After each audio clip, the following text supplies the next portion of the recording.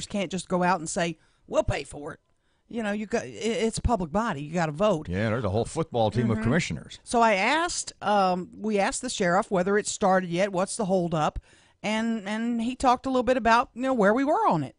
Well, the way that it's worked out right now, and folks need to understand that we are a much smaller agency. We don't have the resources that the commission has, or the resources that Shreveport or the Shreveport Police Department has. And so we do a lot in the city of Shreveport already. The overtime funding for a deputy or two to come into the city to work full time is the commission has agreed to look at funding that, but they've talked about it, but they have not made a final decision on it. The earliest the final decision will be made sometime in July. So at present, we're not doing anything in the city of Shreveport other than what we always do, and that's the narcotics, financial crimes, the task forces, some warrant roundups. So we do a lot in the city, but we don't actually patrol because our patrol force is, we can't take things out of the rural areas, which we're mandated to patrol, and risk their safety. Crime is down there, and so we're doing good. Anyway, the answer to the question is we're not patrolling in Shreveport yet, but we're helping any way we can. What about cost? Have you given the city or the commission an idea of a dollar amount to do this? Well, right, we have. We've prepared the budget sheet with all the expenses and what it would cost. And what is that? Well, I don't have it in front of me right now, so I don't want to quote it, but just the overtime expenses and the benefits for the deputy, and we've submitted it to it, and they're deciding, and like I say, we can supply several deputies. The plan is to patrol the exterior or the beats adjacent, some beats adjacent to the parish, the rural area anyway, that we're close to, and we can patrol that and help to assist there and shift. Shreveport could shift those officers down into the worst areas, which, truth of the matter is, they're shifted anyway. Right. It's the outer areas, the southern traces, the North Highlands, the areas like that suffer when there's so much crime that occurs in the inner city because the officers are drawn there anyway to the inner city.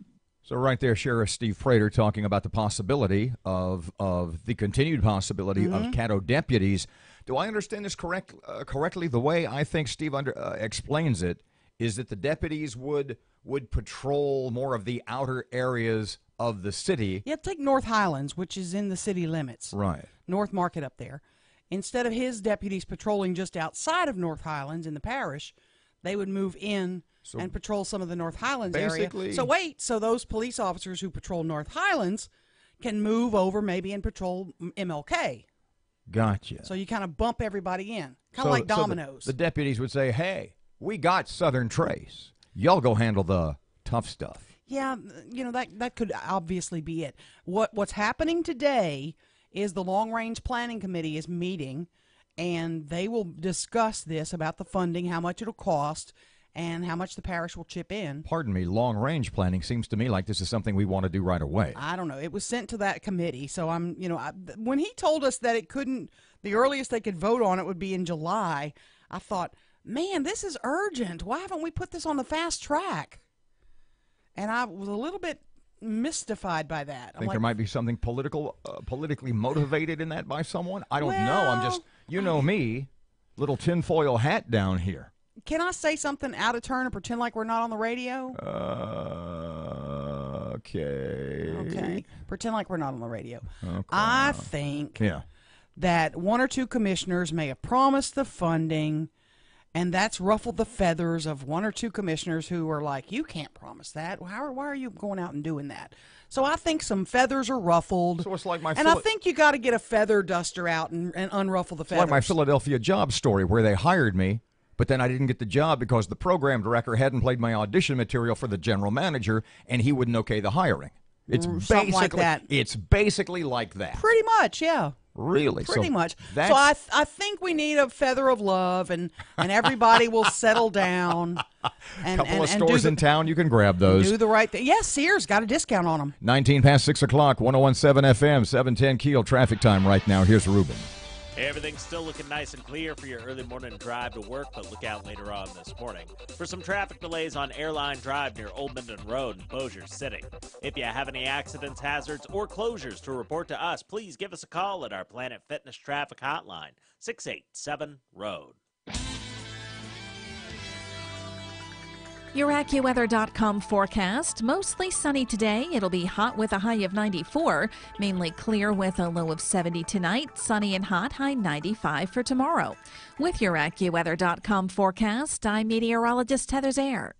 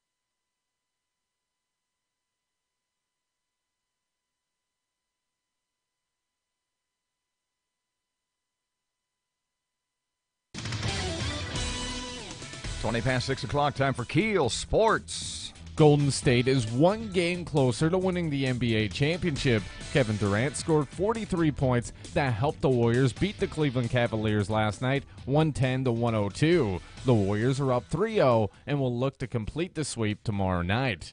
The Houston Astros bounced back and broke a 3-game losing skid last night, beating the Seattle Mariners 7-5. They remain one game behind the M's in the AL West. The Texas Rangers are putting together a nice little winning streak, beating the Oakland A's 8-2.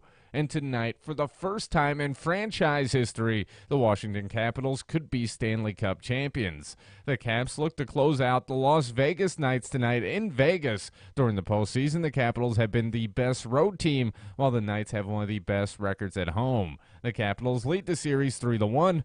Puck drops at 7 p.m. From the KEEL Sports Desk, I'm Matt Parker.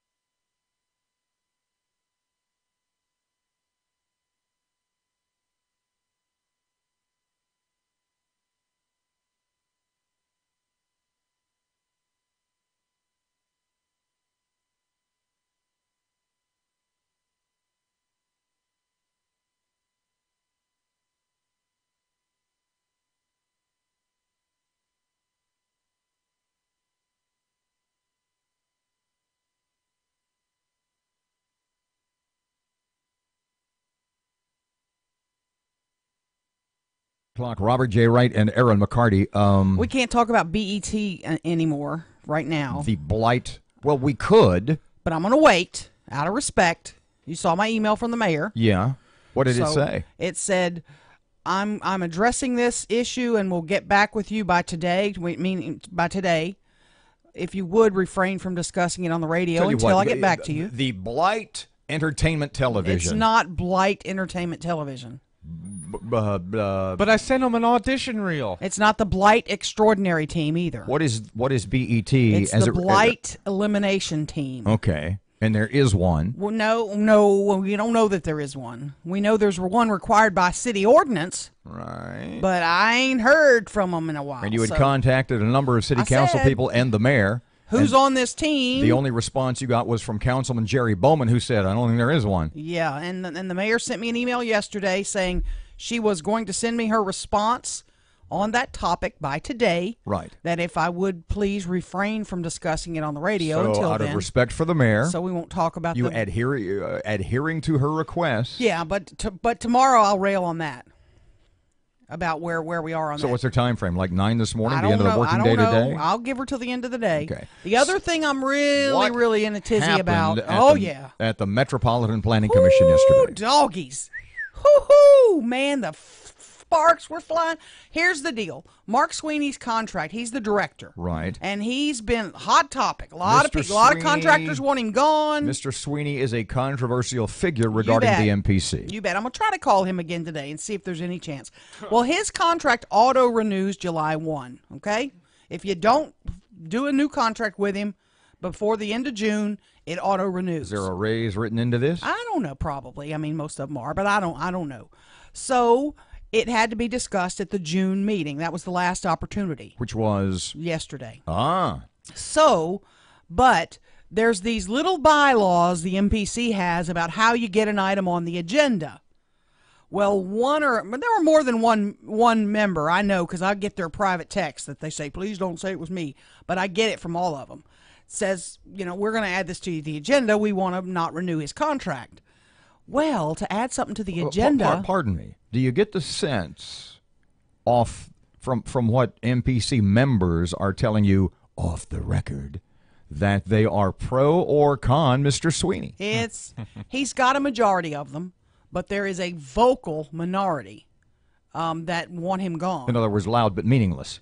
Well, they've been trying to sway the others, and they've been making some inroads, but not enough apparently. Because here's the rule to get something on the agenda: you have to get unanimous support of the MPC board to add something to the agenda on the day of the meeting. So anybody go ahead. You have to have it in writing to the chairman 4 weeks in advance. That's Erin Jackson? Erin Jackson's the chairman. Okay. So Alan Young tried to get it added to the agenda during yesterday's meeting.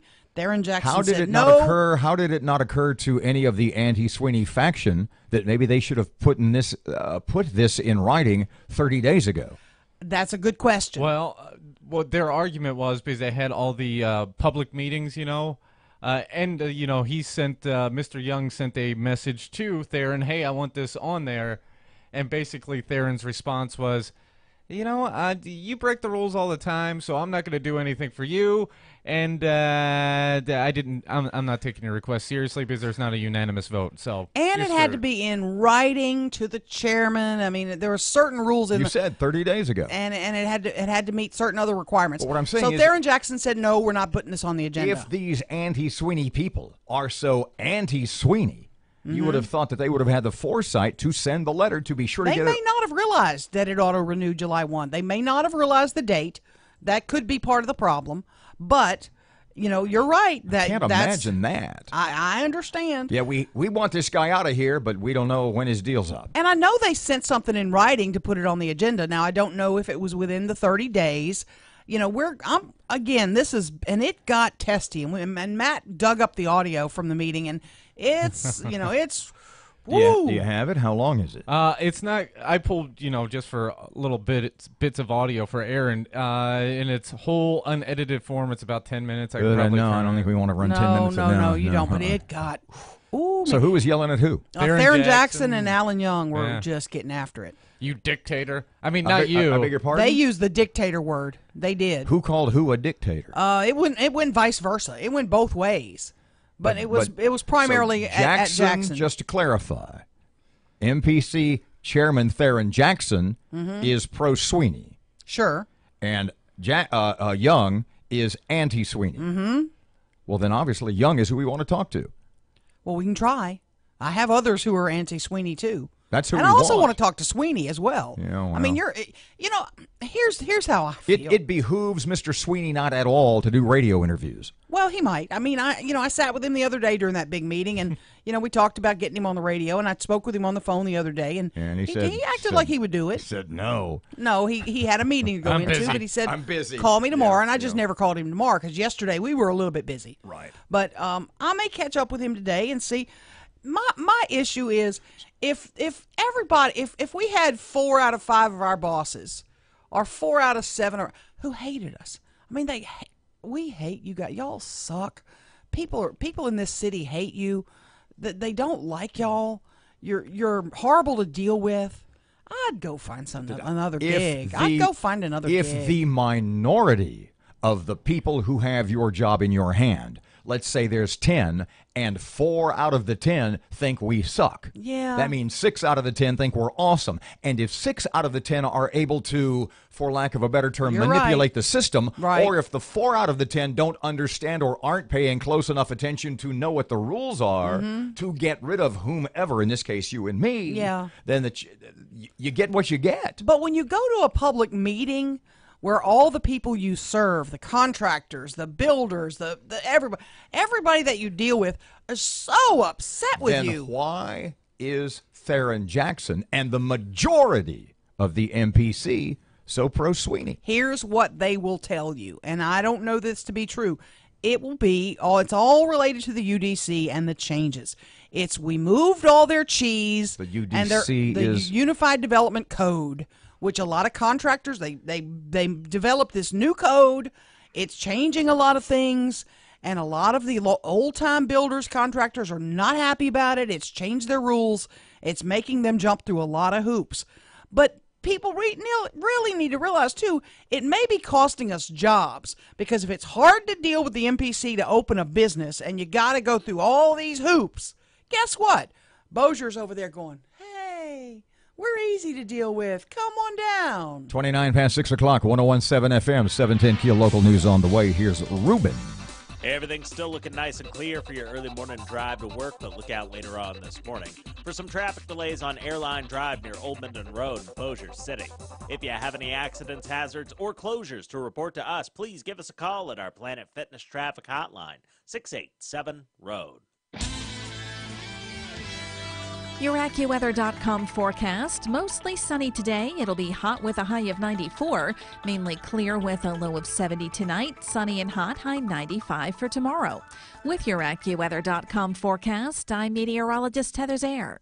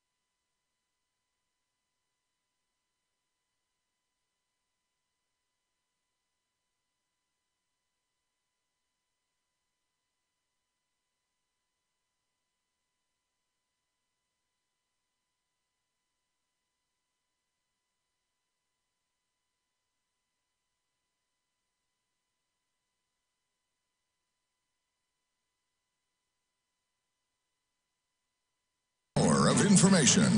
KEEL News now. 3 dogs have died. A woman now arrested. Nancy Western arrested after the dogs were found dead inside her parked car. Bossier police believe Western left the dogs in the car while she went to a doctor's appointment at Willis Knight in Bossier. Western told police she was only gone for an hour, but officers estimate the dogs were in the car much longer and died from heat exposure. People quite concerned about crime in Shreveport, the city and the sheriff trying to reach a deal to get deputies rolling on city streets to help the police. Sheriff Steve Prater telling KEEL News what the status is right now. So at present, we're not doing anything in the city of Shreveport other than what we always do, and that's the narcotics, financial crimes, the task forces, some warrant roundups. So we do a lot in the city, but we don't actually patrol. Sheriff Prater says the sticking point right now is funding, something the parish commission is working on.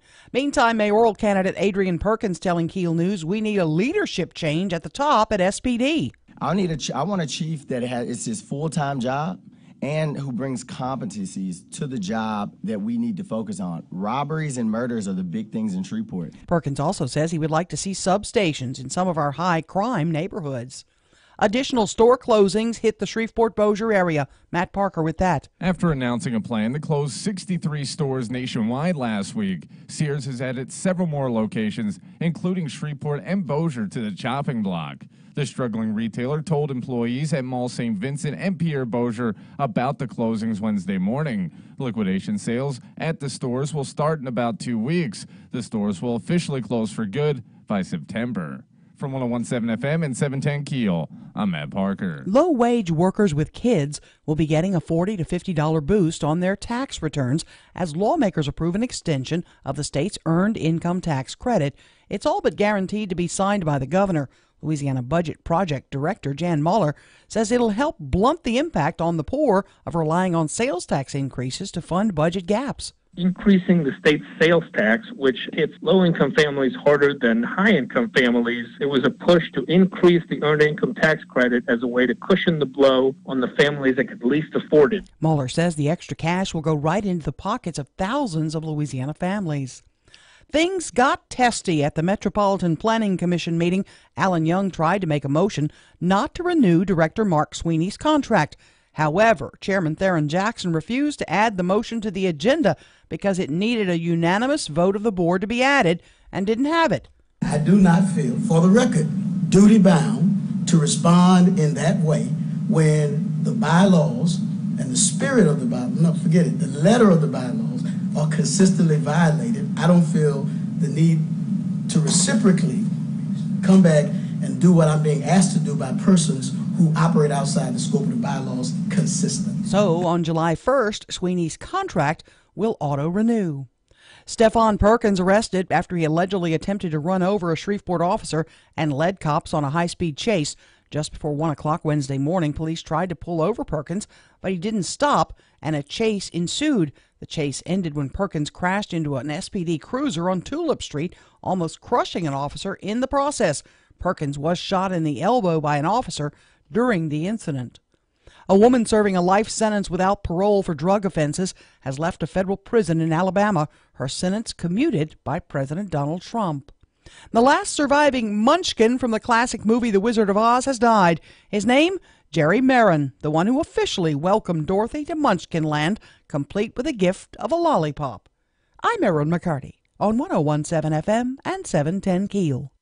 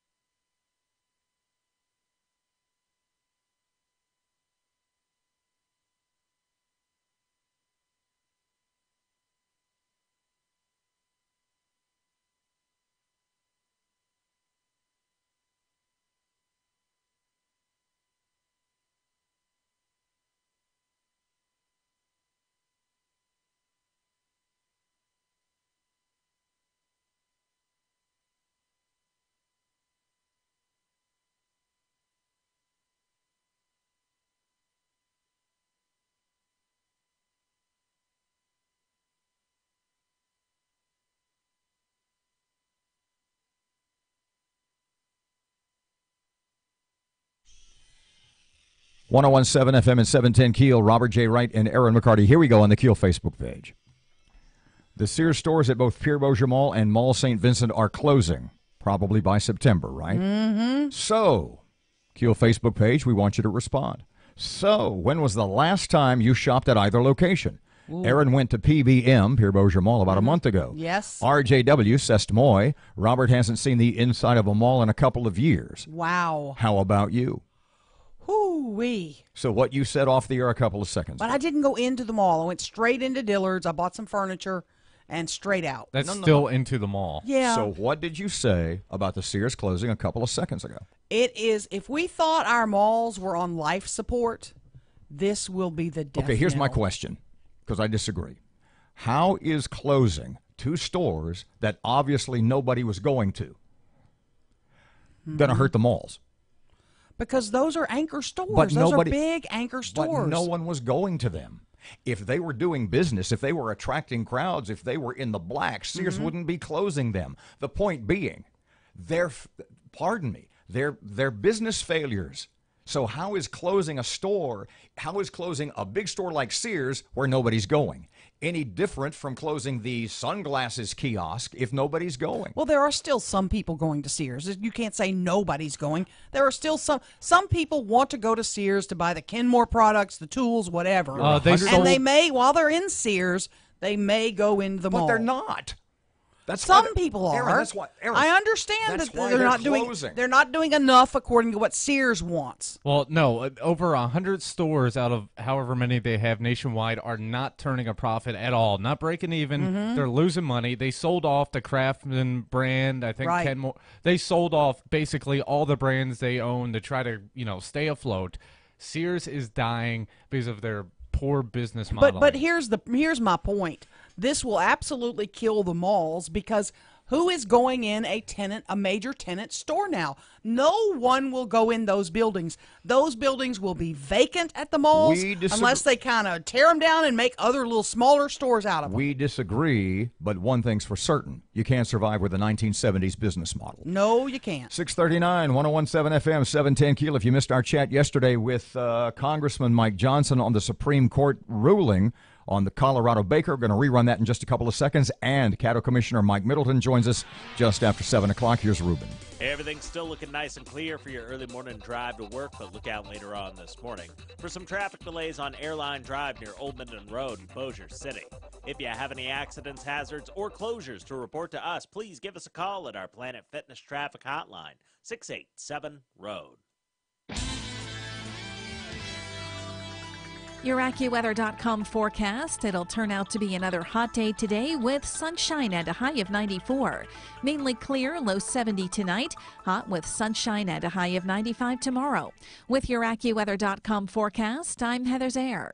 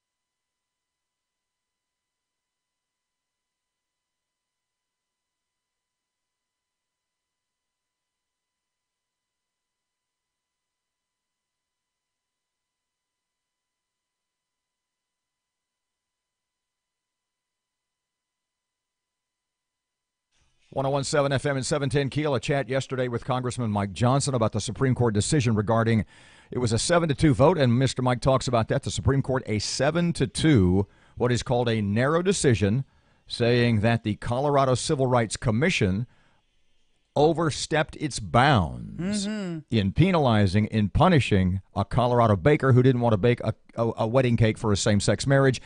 And that's kind of where we started with Mr. Mike. Explain to us what SCOTUS actually did.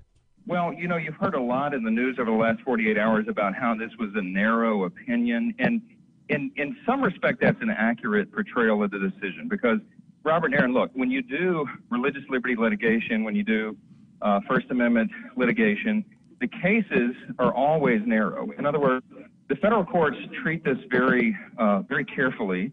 They don't typically paint with a broad brush. They always rule on the very narrow facts that are presented in that particular case. So in that respect, there's nothing unusual about this at all.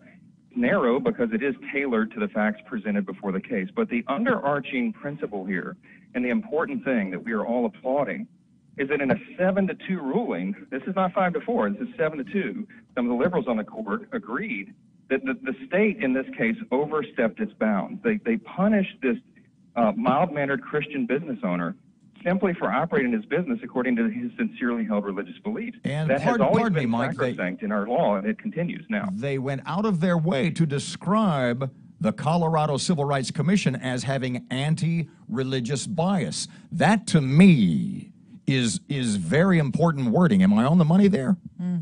No, you are, Robert. That's exactly right.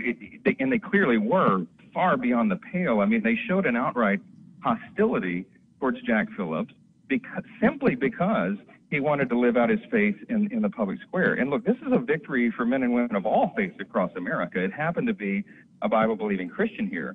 But this principle is critical to everyone. If the government can force any person to violate their sincerely held religious beliefs, to do something that is in direct contradiction to your right of conscience, that would be a new and very dangerous precedent to have been set. So this is something that we should all applaud. Tolerance is a two-way street, as the Supreme Court acknowledged. Justice Kennedy said that. And that's a really important principle for us to perpetuate. I don't mean to paint liberals with a broad brush here, but maybe I will. The two liberals on the court who sided with the 5 conservatives, were they also as strongly in their statement of anti-religious bias as were the conservatives? Well, when you go along with the majority opinion, you tip your hat and give a nod to to the correctness of that opinion. And there's a wide degree and array of philosophy on that court, as you well know. But look, the facts here, it was specific to these facts, and the facts are important. This guy, Jack Phillips, I know him personally. I mean, I led an effort on behalf of 86 members of Congress to file a friend of the court brief in this case in support of him. And his lawyers were my former group, the Alliance Defending Freedom. I mean, I know this guy well. He loves all people. He serves all people. He happily sells his baked goods to everyone who walks in his cake shop in Colorado. He simply had a humble, respectful objection that prevented him in this case from using his artistic ability that he believes is given him by God, and I do as well, to create a cake for a ceremony that violated his biblically based beliefs. Now, the court recognized that if the government could force him to do that, it would violate more than 2 centuries of constitutional precedent in this country, and it would set a very dangerous precedent for the rights of every single American. No. So, I'm delighted that 2 of the liberals on the court agreed with that notion. I think they understood how dangerous it would be to deviate from that principle. You said something very important. You said artistic ability, and I'd read a couple of articles on this. Did the court designate between forcing him to use his artistic ability as opposed to violate his First Amendment religious freedoms? Well, look, some of the details of that are going to be hashed out in future cases. And in fact, there's the Alliance Defending Freedom that represented Jack in this case also represents a florist from another state of Washington, who, in her case, is now pending before the U.S. Supreme Court. So they're going to delve into this further. They're going to decide exactly where the boundary lines are on all of this. But, the facts here were important. I mean, Jack Phillips in his cake shop, he offered to sell these gentlemen any cake on his shelf already for any other occasion. He would even design them a custom cake for any other event that they were having. He just couldn't do it for a same-sex marriage ceremony.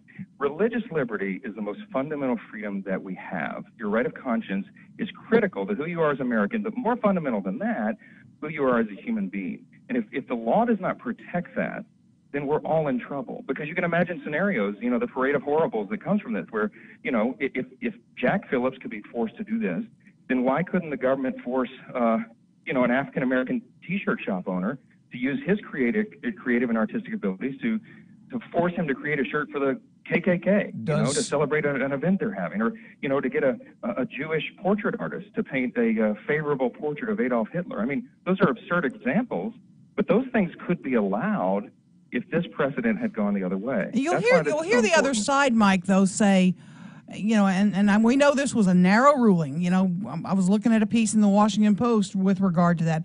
But you're going to hear the other side say this could set the stage for if a certain guy doesn't want a same-sex couple that's married to come into their business or to do anything. And I mean, how do you argue with those folks who say this is just going to be a big setback for their community?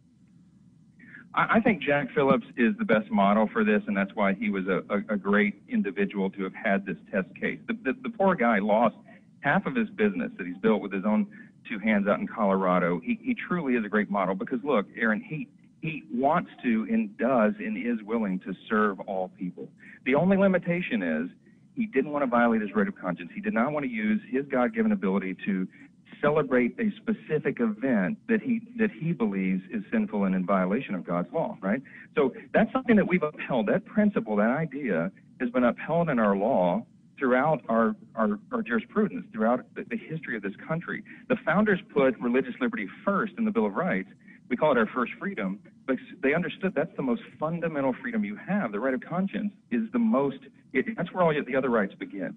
And so the right to life and then the right to conscience is equally important. So that principle has to be perpetuated. The courts are going to have specific cases and very specific fact patterns over the next several years, delving into all those details and determining where the lines are drawn. And I think it's going to be a very permissive standard. I think everyone's going to be served.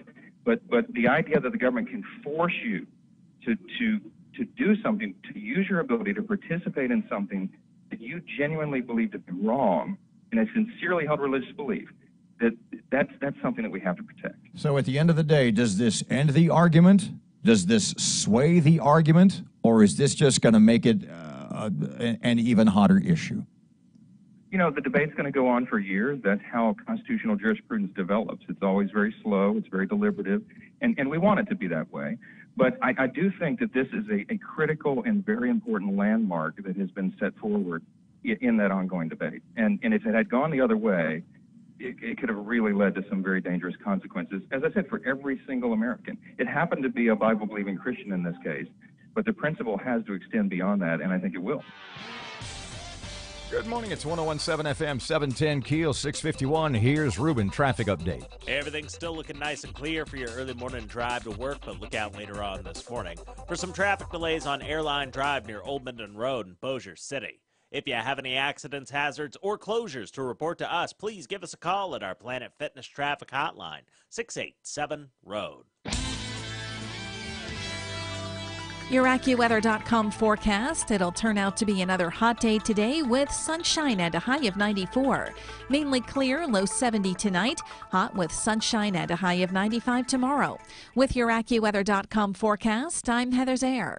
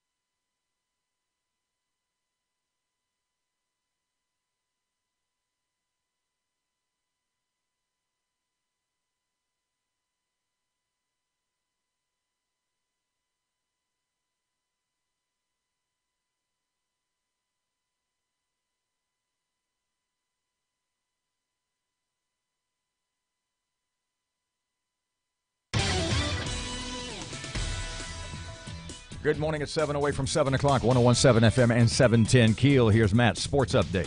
Golden State is one game closer to winning the NBA championship. Kevin Durant scored 43 points that helped the Warriors beat the Cleveland Cavaliers last night, 110-102. The Warriors are up 3-0 and will look to complete the sweep tomorrow night. The Houston Astros bounced back and broke a 3-game losing skid last night, beating the Seattle Mariners 7-5. They remain one game behind the M's in the AL West. The Texas Rangers are putting together a nice little winning streak, beating the Oakland A's 8-2. And tonight, for the first time in franchise history, the Washington Capitals could be Stanley Cup champions. The Caps look to close out the Las Vegas Knights tonight in Vegas. During the postseason, the Capitals have been the best road team, while the Knights have one of the best records at home. The Capitals lead the series 3-1. Puck drops at 7 p.m. From the KEEL Sports Desk, I'm Matt Parker.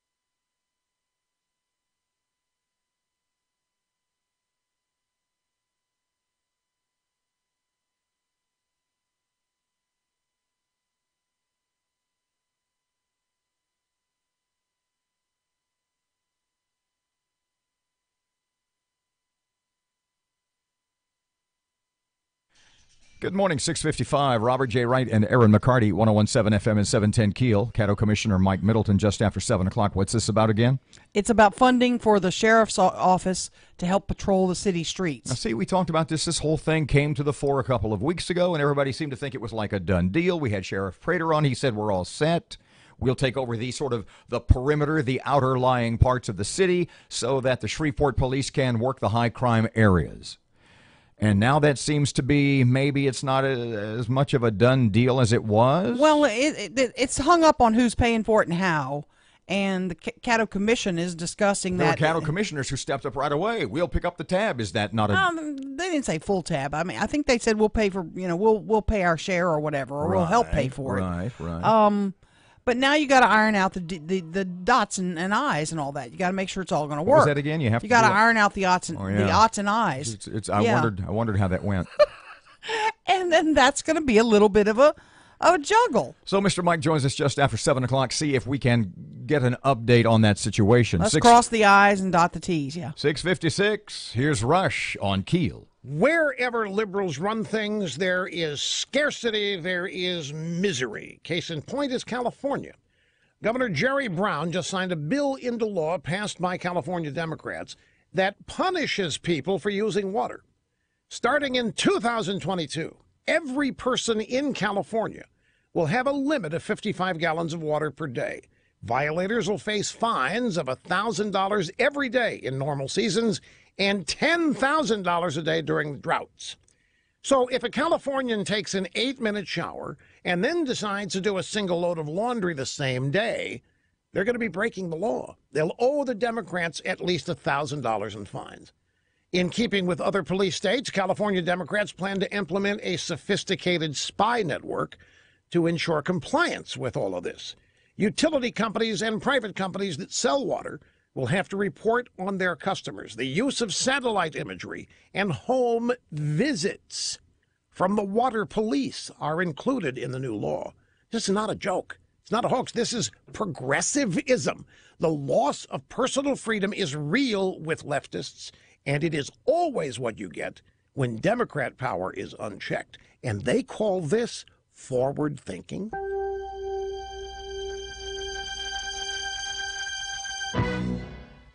Folks, if you own land, you deserve a great deal on a great tractor, and that's why you should visit my good friends at Mahindra during Mahindra Dealer Days right now. Your local Mahindra dealer has huge savings on Mahindra subcompact, compact, and utility tractors, plus a full line of utility vehicles. And Mahindra's long-lasting powertrain warranties, they still come standard. Enjoy the land you love from the comfortable seat of a new Mahindra tractor and use the money you save to do something special. But hurry, you need to buy before these huge Mahindra Dealer Days savings are gone. To learn more about the world's #1 selling tractor, it's easy. Visit MahindraUSA.com. That's MahindraUSA.com. Take advantage of rock bottom prices and test drive a Mahindra today at Kelly Tractor and Equipment in Longview, or visit kellytractor.net. That's kellytractor.net.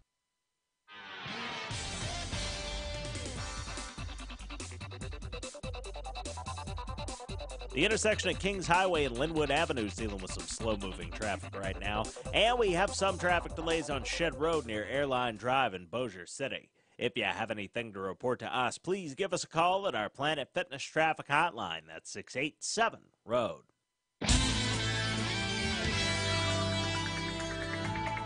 Your AccuWeather.com forecast. Mostly sunny today. It'll be hot with a high of 94. Mainly clear with a low of 70 tonight. Sunny and hot, high 95 for tomorrow.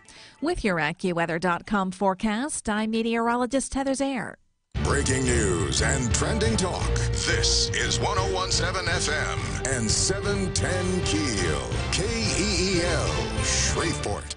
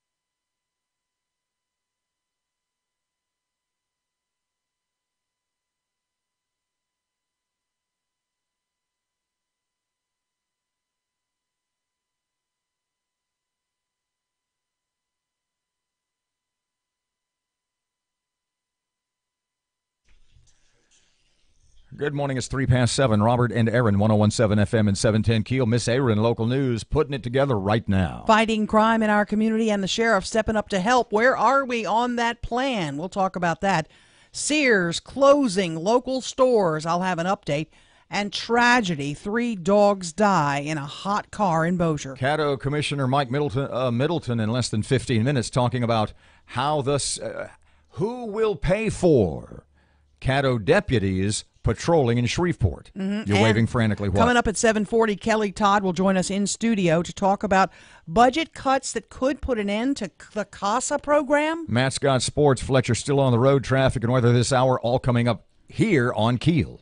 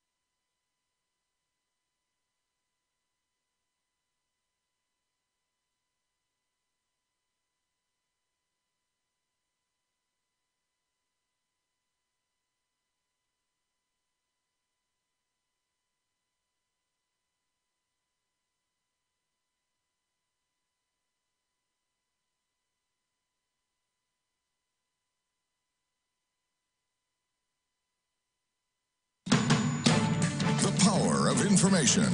KEEL News now. More bad news on the retail front. After announcing a plan to close more than 60 stores nationwide last week, Sears has added several more locations, including Shreveport and Bossier.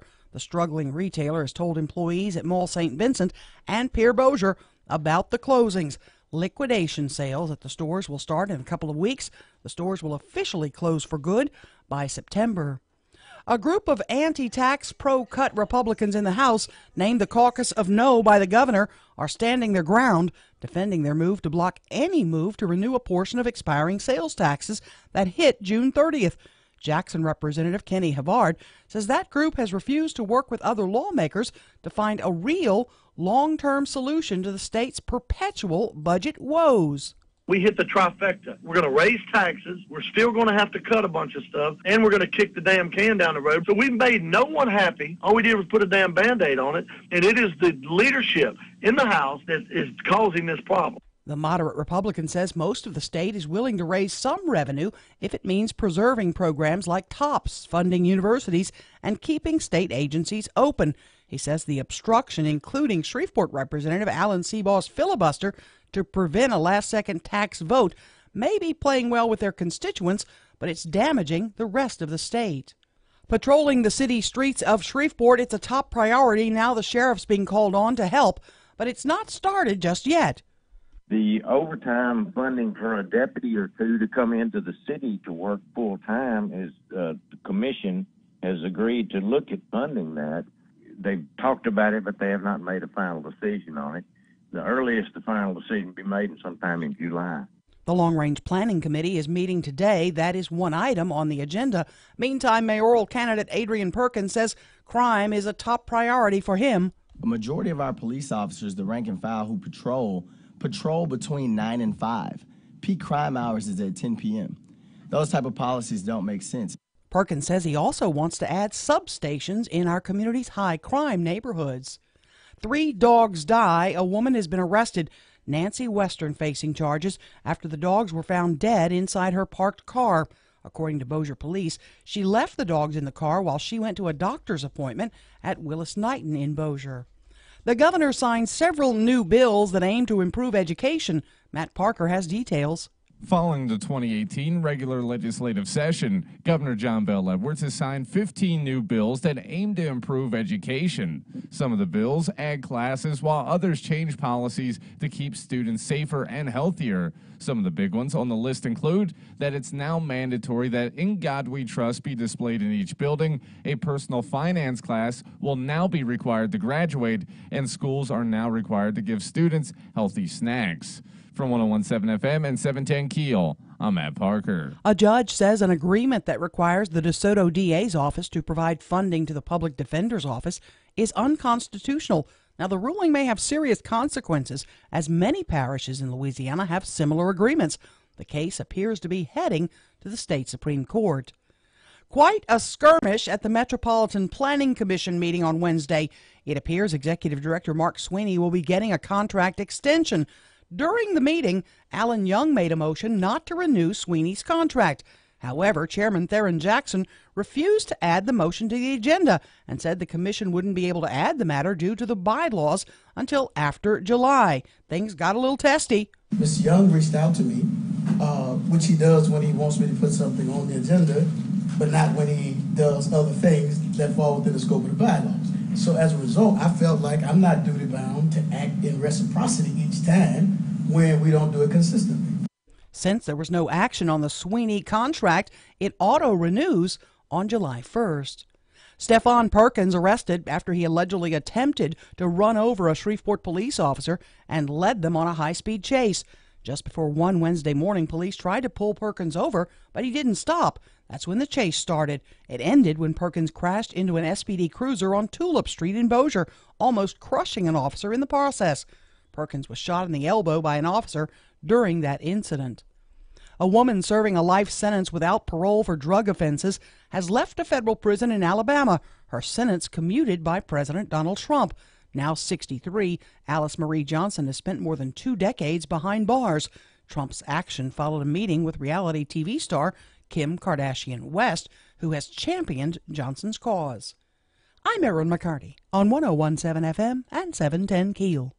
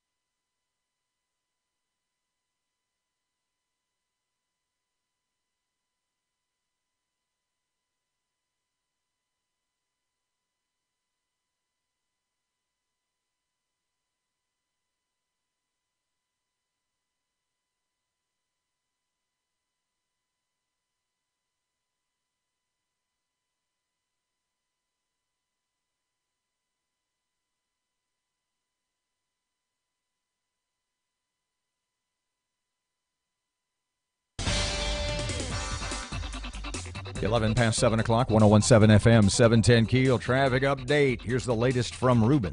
The intersection of Kings Highway and Linwood Avenue is dealing with some slow-moving traffic right now. And we have some traffic delays on Shed Road near Airline Drive in Bossier City. If you have anything to report to us, please give us a call at our Planet Fitness traffic hotline. That's 687-ROAD.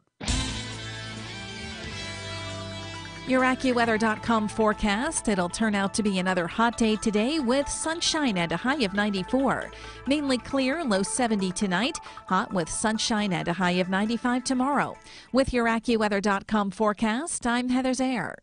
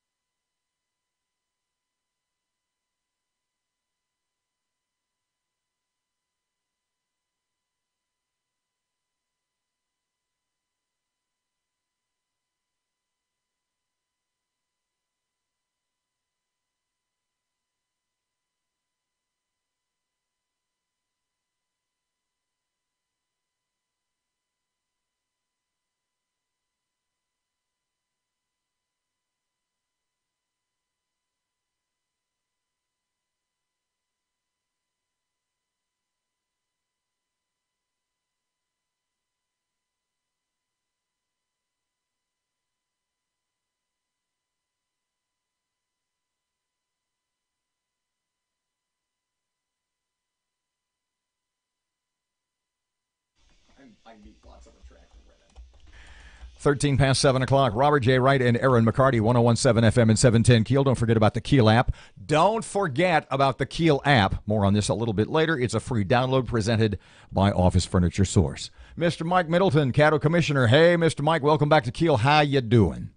Good morning, sir, and thank you for the call. Let me just give a big shout out for that app. That's what I listen to most of all. And also, let me say, I hope I can be as organized in my presentation this morning to y'all as Mike Johnson and Alan Seaball is, especially with the zeal that Alan Seaball shows when he's speaking.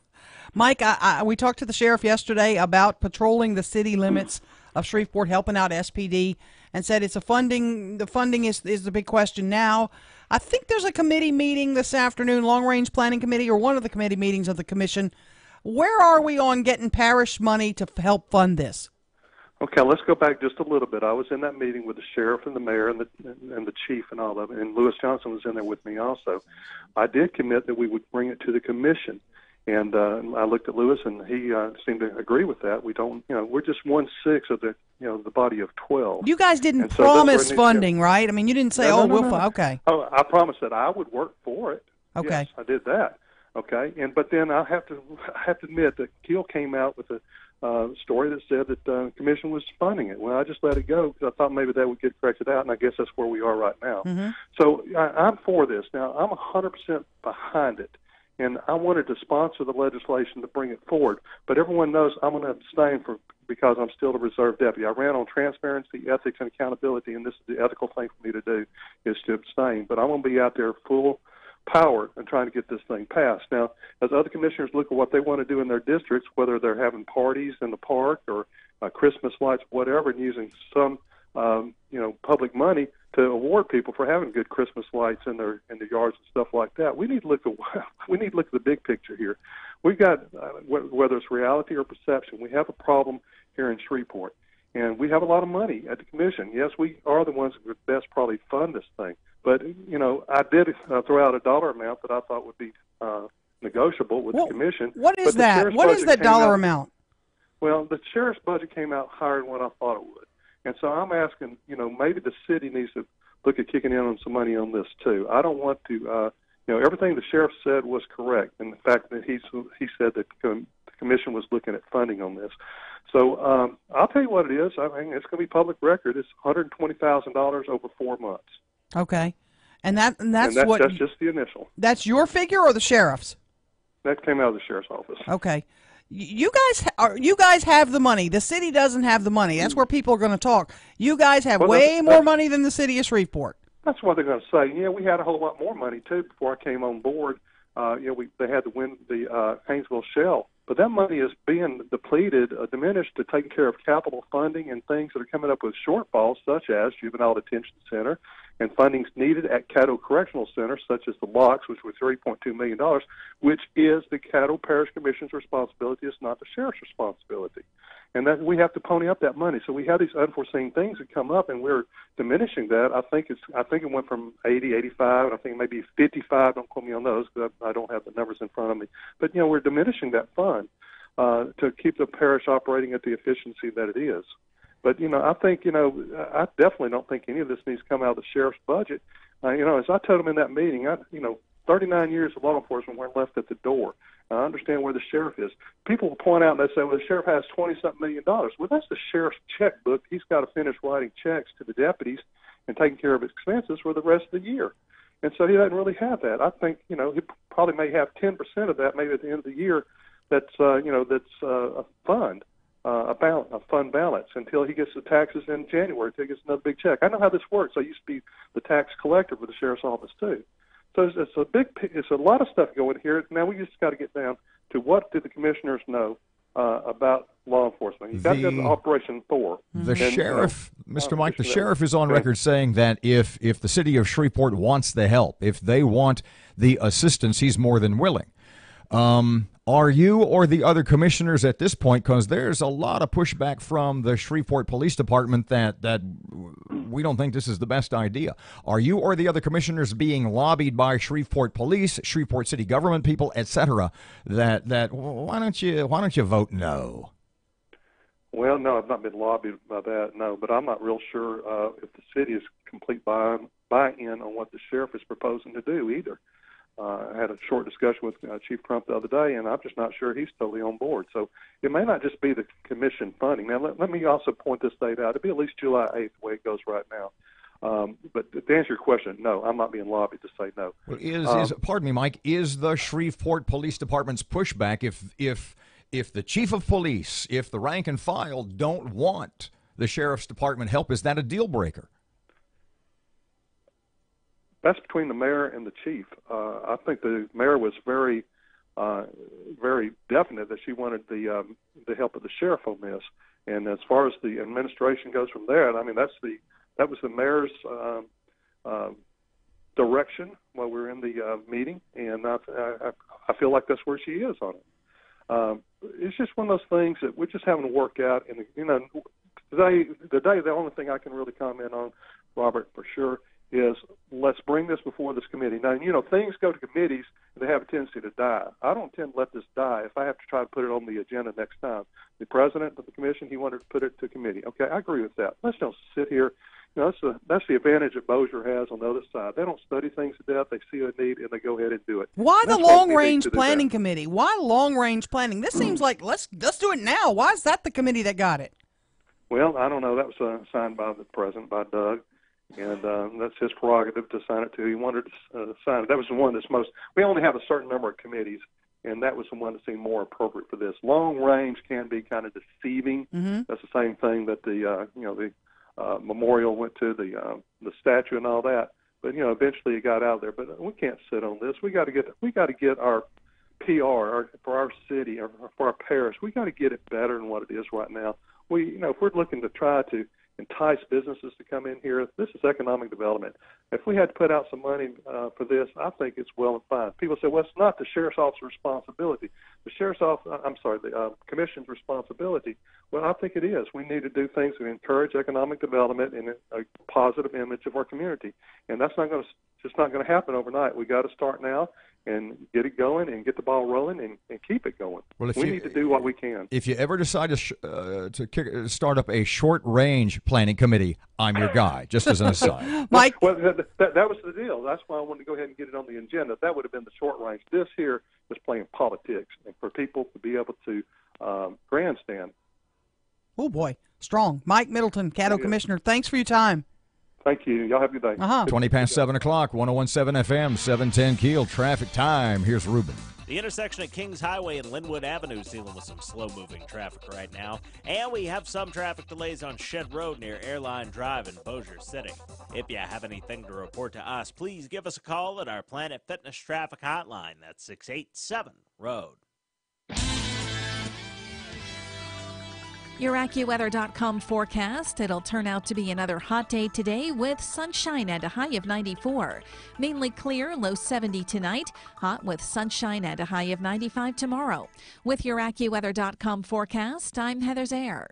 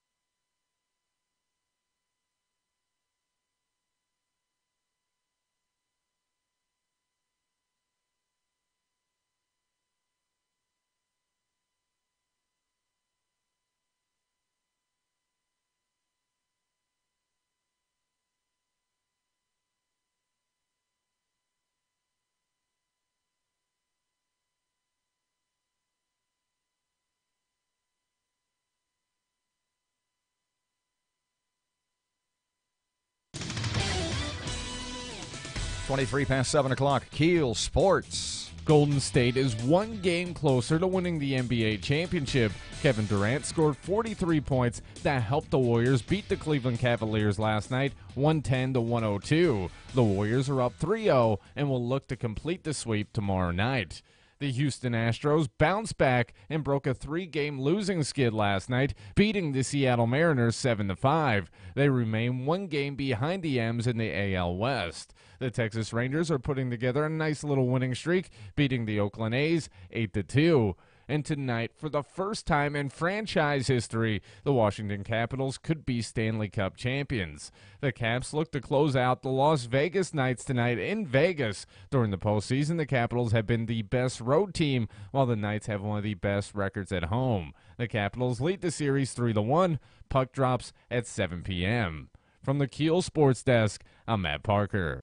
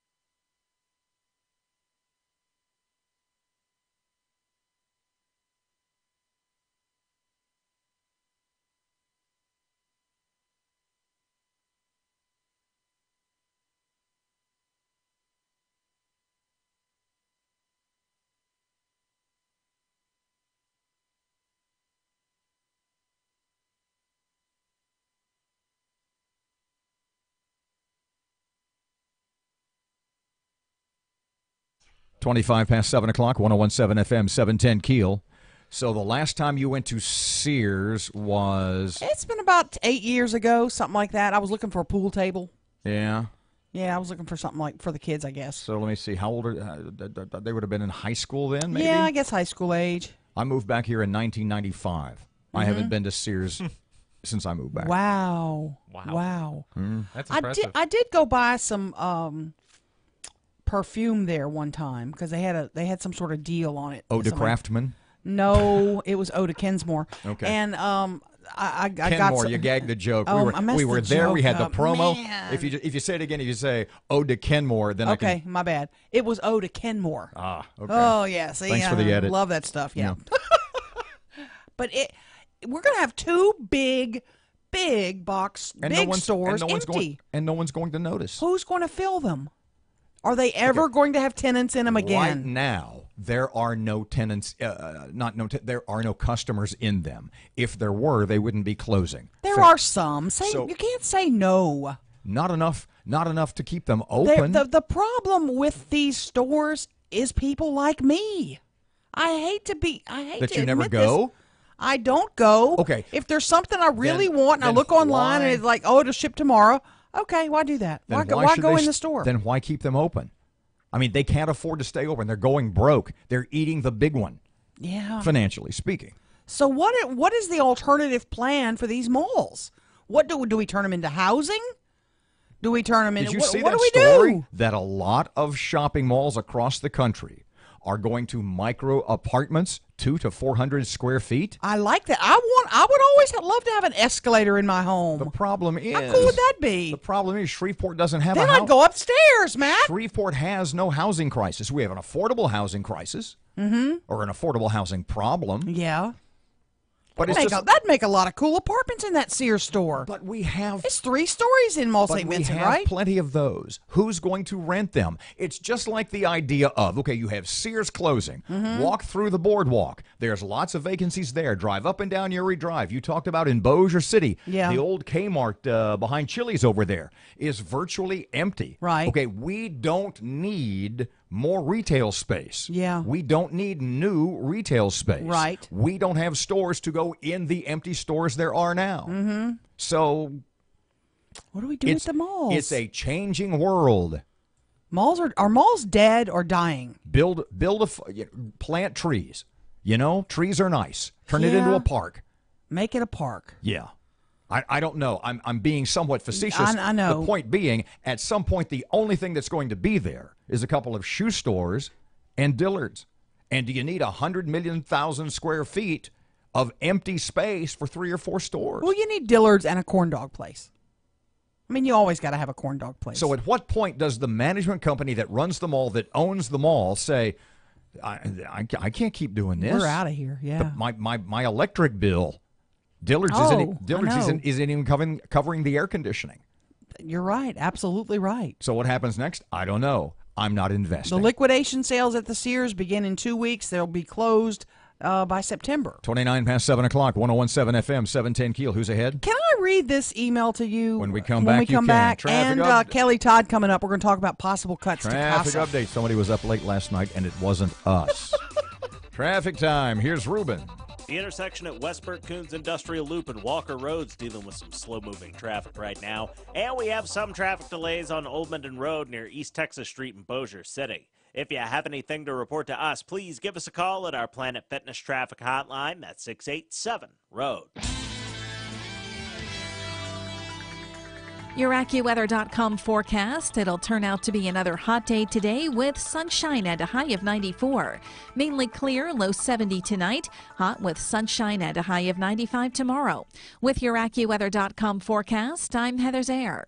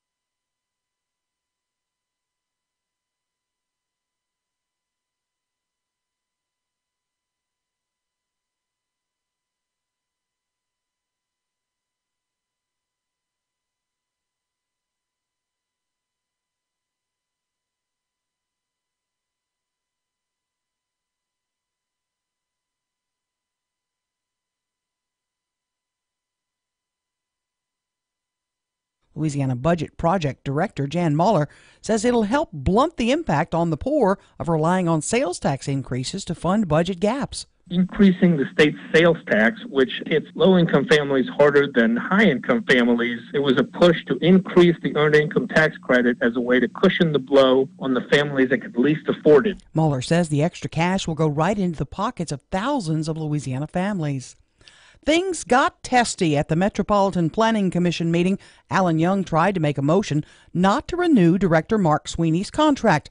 However, Chairman Theron Jackson refused to add the motion to the agenda because it needed a unanimous vote of the board to be added and didn't have it. I do not feel, for the record, duty-bound to respond in that way when the bylaws and the spirit of the bylaws, no, forget it, the letter of the bylaws are consistently violated. I don't feel the need to reciprocally come back and do what I'm being asked to do by persons who operate outside the scope of the bylaws consistently. So on July 1st, Sweeney's contract will auto-renew. Stephon Perkins arrested after he allegedly attempted to run over a Shreveport officer and led cops on a high-speed chase. Just before 1 o'clock Wednesday morning, police tried to pull over Perkins, but he didn't stop, and a chase ensued. The chase ended when Perkins crashed into an SPD cruiser on Tulip Street, almost crushing an officer in the process. Perkins was shot in the elbow by an officer during the incident. A woman serving a life sentence without parole for drug offenses has left a federal prison in Alabama, her sentence commuted by President Donald Trump. The last surviving Munchkin from the classic movie The Wizard of Oz has died. His name? Jerry Marin, the one who officially welcomed Dorothy to Munchkinland, complete with a gift of a lollipop. I'm Erin McCarty on 101.7 FM and 710 KEEL.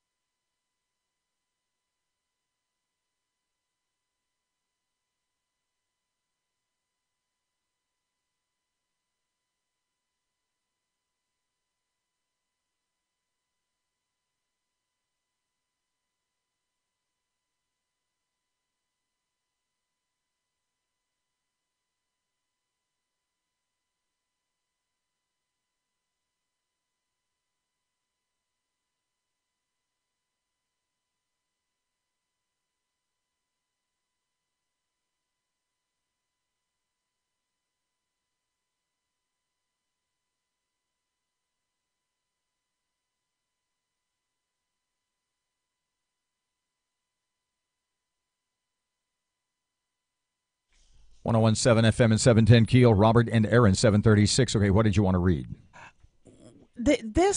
I'm a little confused by this because we were talking about the BET in Shreveport. The Blight Elimination Team, okay. Which was required by ordinance passed in 2004. And I inquired with the mayor, the CAO, and others about this a few days ago, and I hadn't heard anything except back from Councilman Jerry Bowman, who said he believed that it had been disbanded. When he came on board, he asked about it and said it doesn't exist anymore.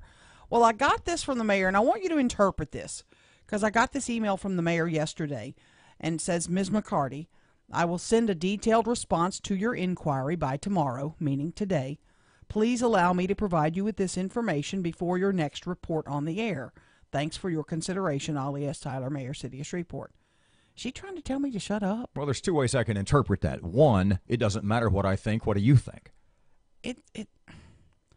It's kind of a nice way of saying, please don't talk about this until I can respond. Please, and that kind of rubs me the wrong way. Am I out of line? Help, Erin. Erin, please don't speculate. I'll get back to you with the facts. Yeah, that might be it. But But you know what? I love to speculate. Erin, I have fun. Erin, give me 24 hours on this. And I'm fine, and I want to see. And I replied to her, I look forward to your response. And there may be another program in place that took the place of this that I don't know about. Who knows? We got a text yesterday from former Mayor Glover who said it was replaced by... T-Bone. No, that was the police thing. It was something similar to that, though. Taking back our neighborhoods or something like that. Okay, maybe that was it, yeah. And I think they did that. But I think you got to repeal the ordinance. I may be wrong. Somebody who knows about the charter and all that, I think you got to repeal the ordinance if you're not going to have what you're saying you're going to have. Why? How many things? I don't know. I don't know how many things are in the ordinance. How many things do you think? How many city ordinances do you think there are? And I say this with all respect to anybody that has a government job, at least in the political sense. How many ordinances and laws and mandates and do you think there are that nobody knows about?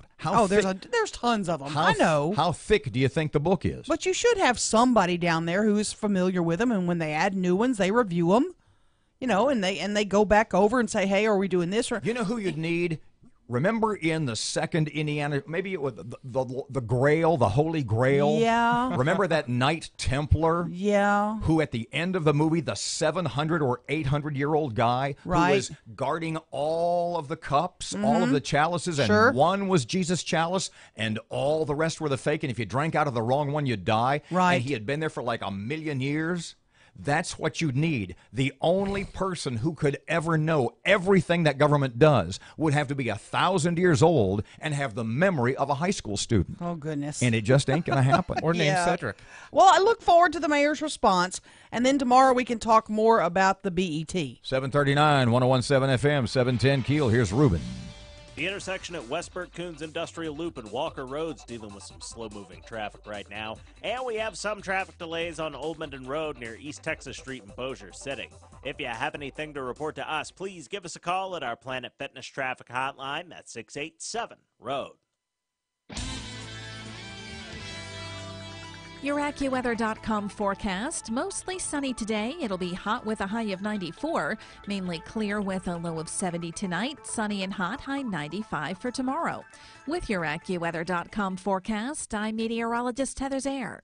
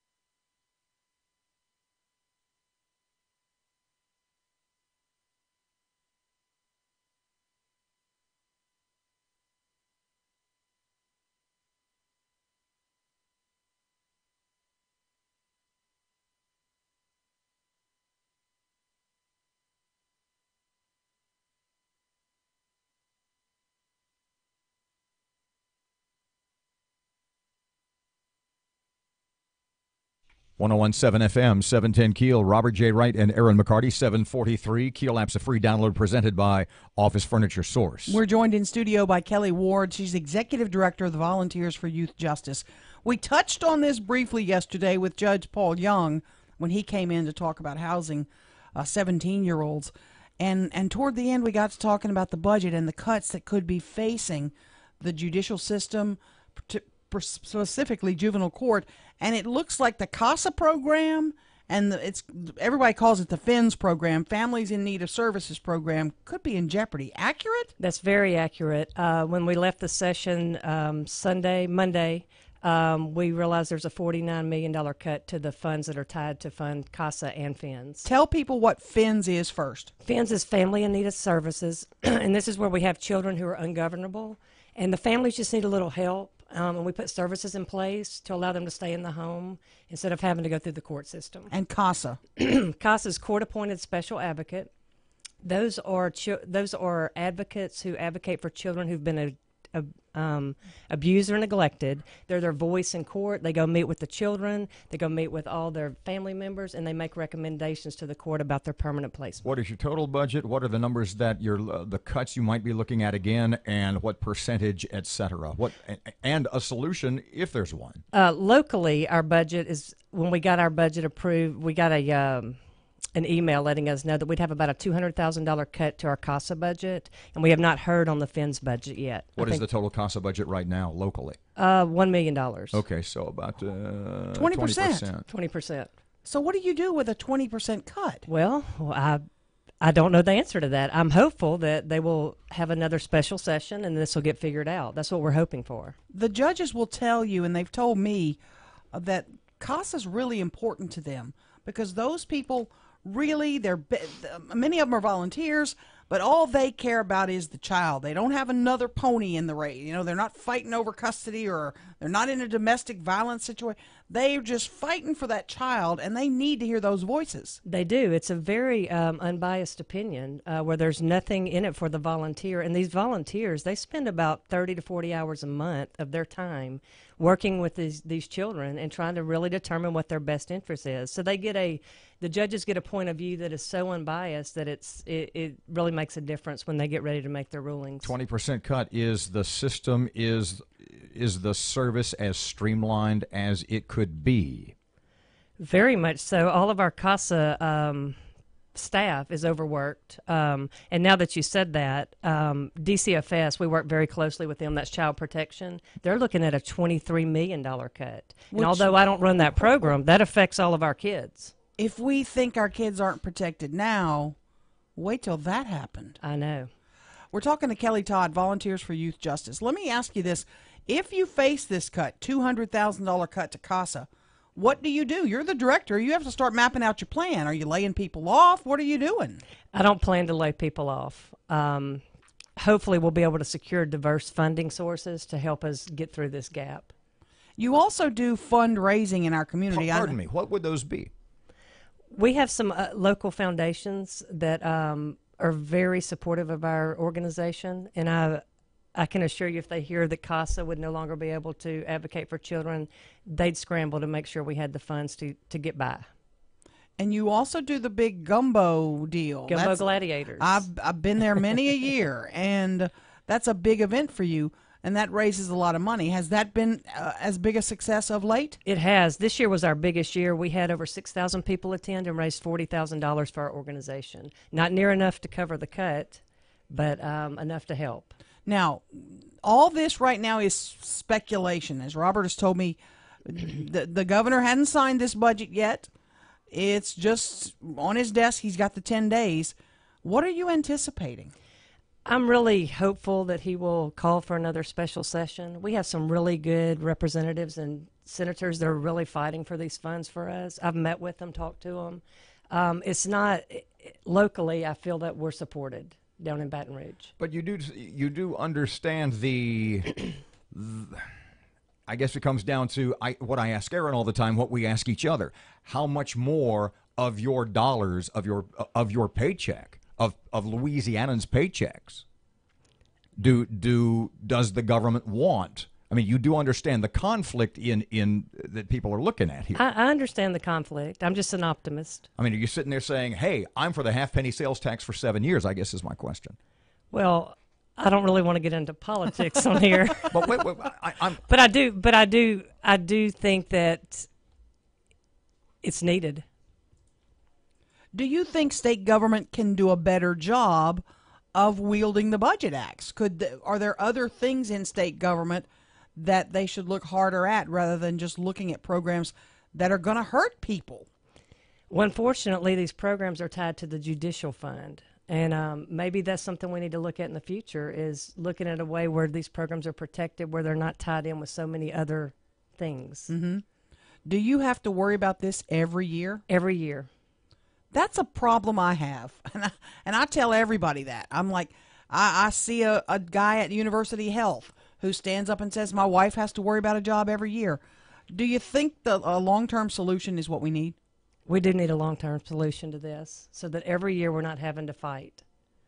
Kelly, can't thank you enough for coming in. Kelly Todd, Volunteers for Youth Justice. We'll keep an eye on it. We'll be in touch. Thank you. 749, 1017 FM, 710 KEEL. Here's Ruben.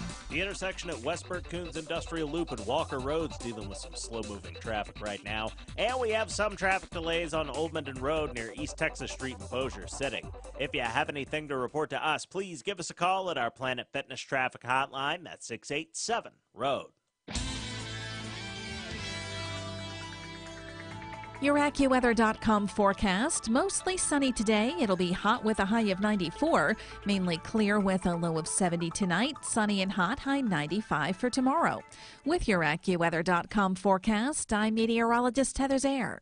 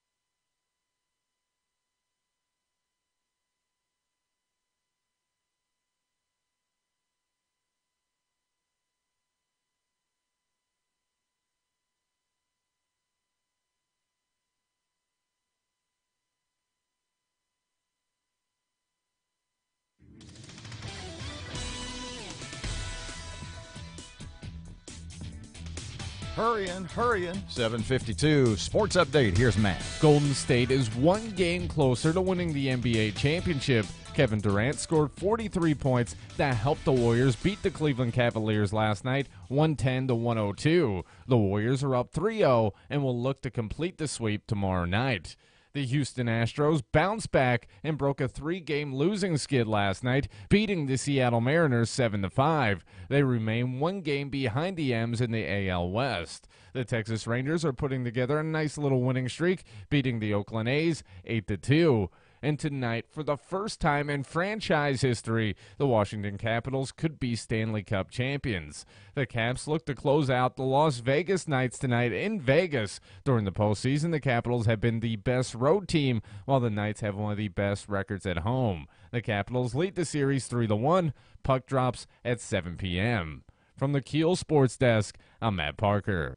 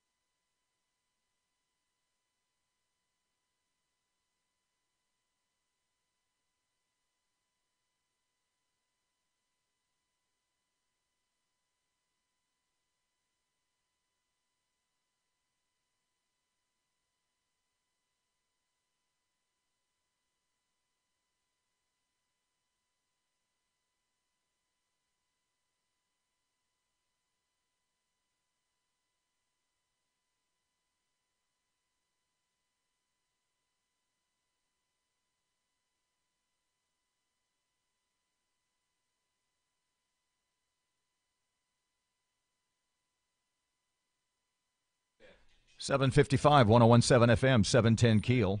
You're waving the phone. Who's coming up? The Metropolitan Planning Commission board member Ronnie Ramirez joining us. Man, did they have a skirmish up in there. So, Miss Kelly didn't want to get political. No. But what I asked her was what we kind of talked off the air and why I kind of hesitated in my inquiries in the questions, because it all comes down to are Louisianans overtaxed or undertaxed, rather. Right. Are Louisianans undertaxed? And it's well, now you're opening, but is that the question? What do you cut? And you and I have talked about this 100 times. And one of the things we talk about is how many cars, outside of law enforcement, as I've said a million times, outside of law enforcement, how many cars does the state own? A ton. How many employees get free cars? Who gets a gas card? Who gets their insurance paid for? Who gets lunches paid for on an expense account? Maybe we should make state government more like the private sector. I like that. I don't have a car. Do you have a car? The other problem is, look, where is it written?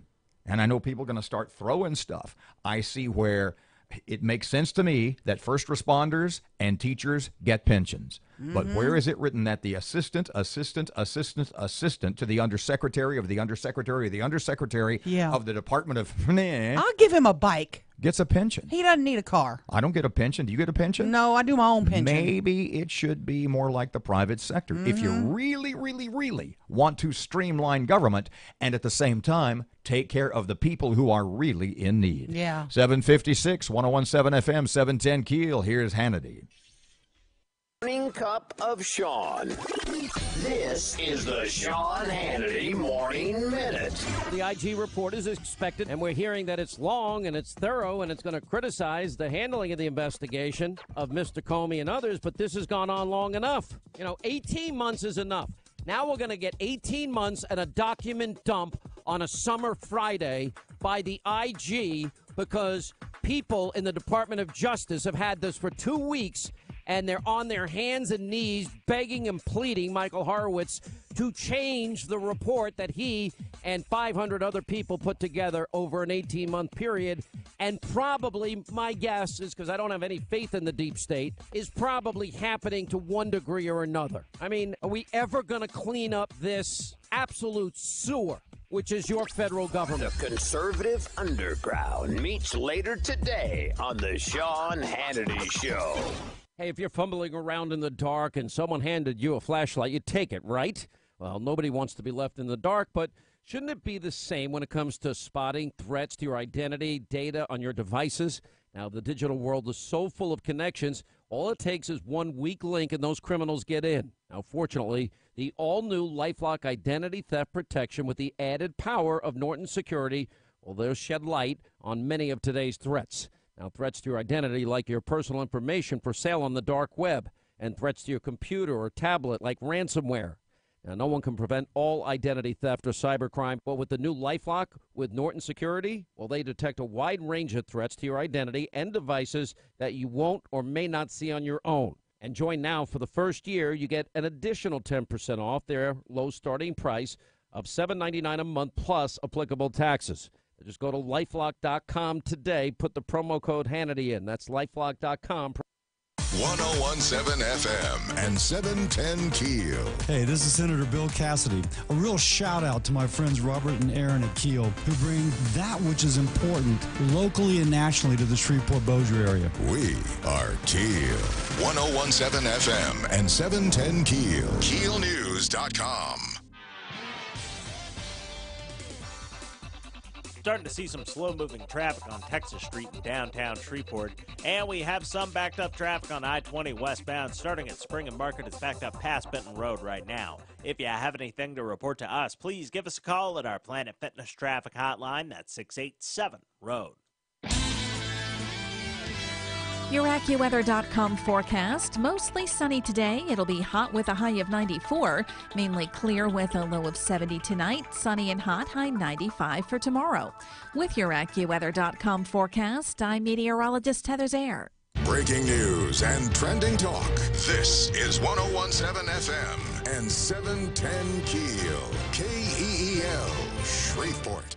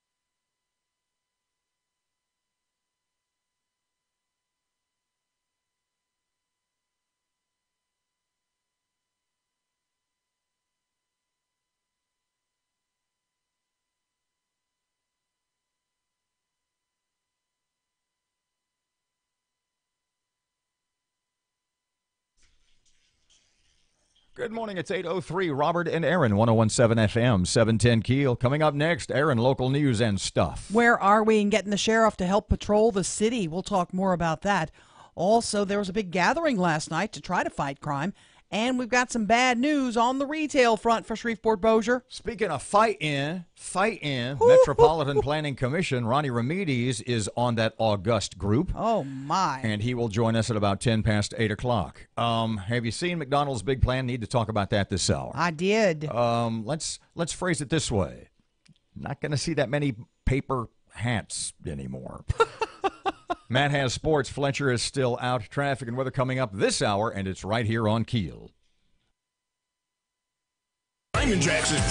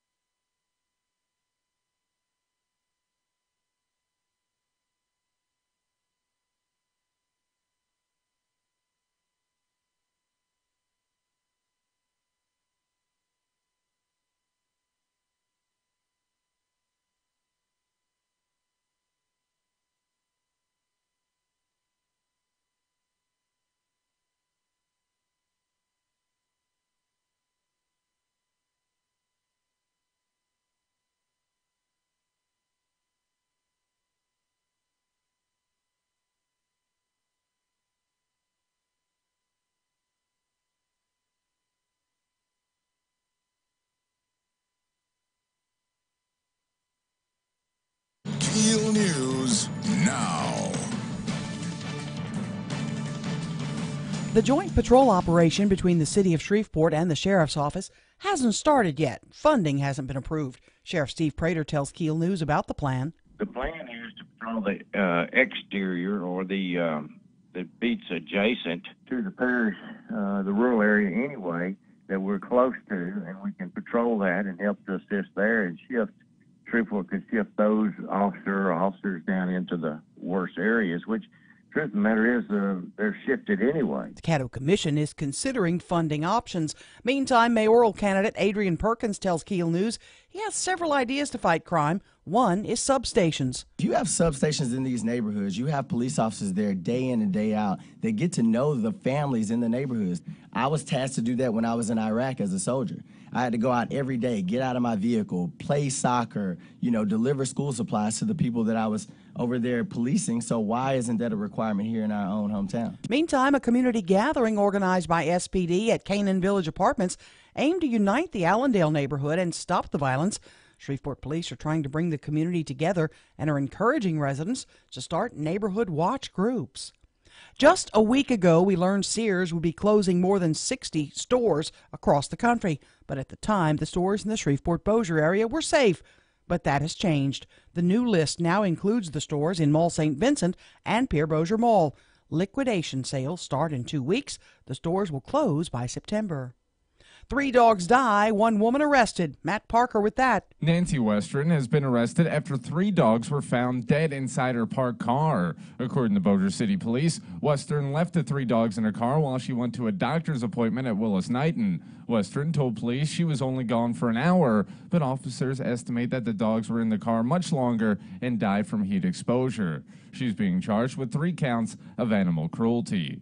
From 101.7 FM and 710 KEEL, I'm Matt Parker. In a letter sent to Governor Edwards, Senator John Kennedy expressing his concern over what he calls an inexcusable waste of money at the Highway Safety Commission based on a legislative audit. Now, Kennedy says the bulk of the problems appear to have happened under the leadership of Katara Williams, who has since been moved to a position with Southern University. I want to know, is she going to be punished? Is she going to get to keep her job? What's the governor planning on doing to recover this money? Kennedy says there were 220 hours of overtime paid to one employee, without any evidence to support the claim.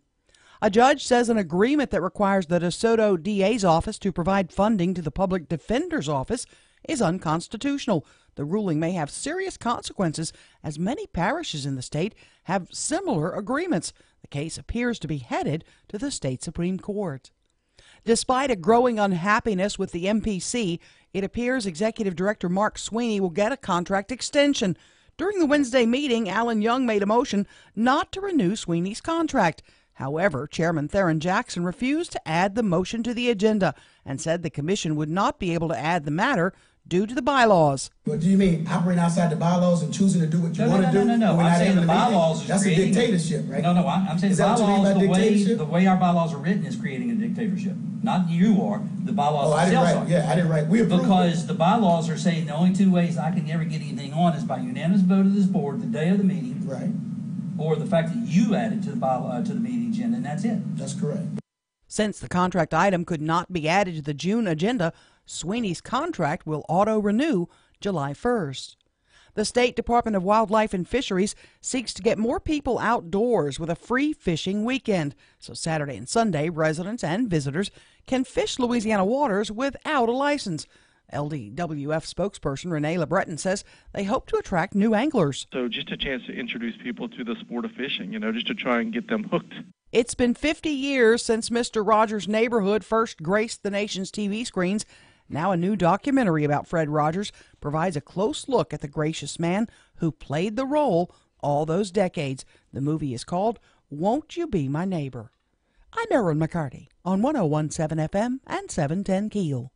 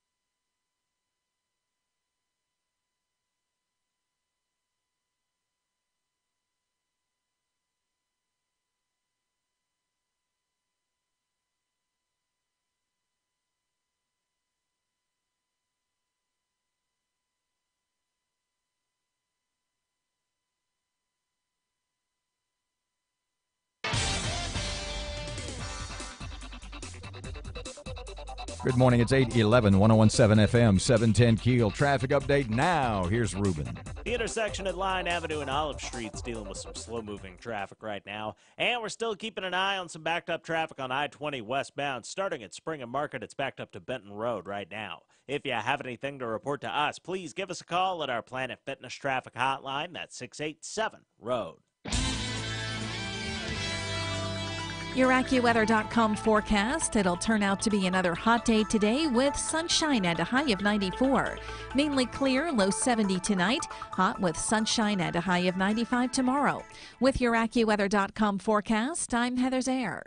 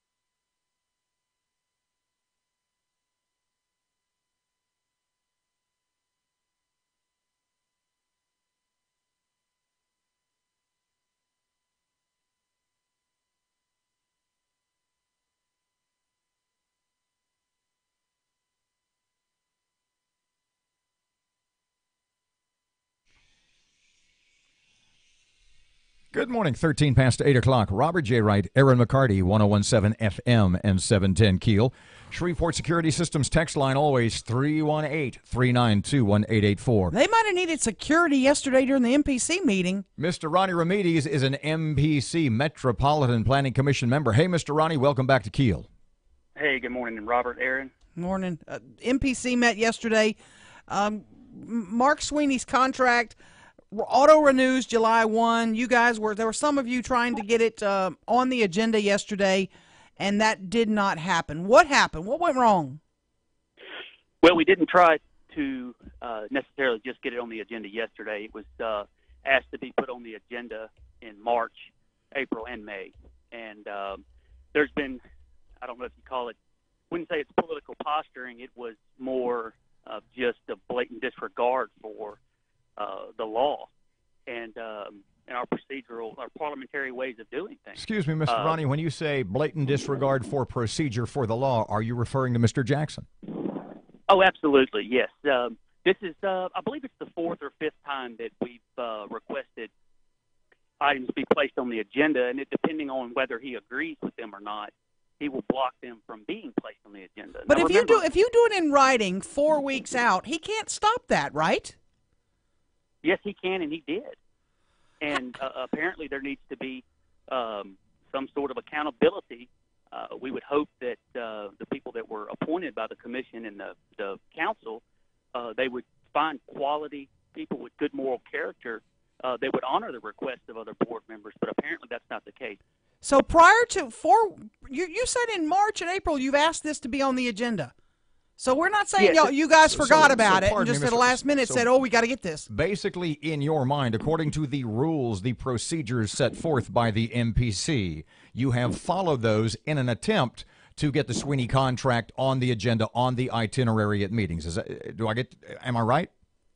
Absolutely, yes. And we have all of the, and then the reason why we provide those in writing in the form of an email and copy all board members is to, create that paper trail that if someone looks to shuffle the shell game or whatever you want to call it, that there's evidence of timeline that things were done the way they were supposed to. So, this is not going to stop here. We're exploring all of our options. And, we believe ultimately if this was just blocked from being on the agenda, then I don't believe the contract renewal would be binding and legal with that. Pardon me, Ronnie. Explain to everyone why you think Theron Jackson doesn't want this on to be discussed. There's several different theories. I hate to even to even go down that road. I mean, there's a lot of different theories out there, and namely the large project that will need MPC approval and would certainly need the cooperation of the MPC executive director, that Mr. Jackson is a large stakeholder in. We're talking about Cross Bayou, obviously. We're talking about That's Cross right. Bayou. So what you are saying is there are rumors that one of the reasons that, well, you tell me what I'm thinking.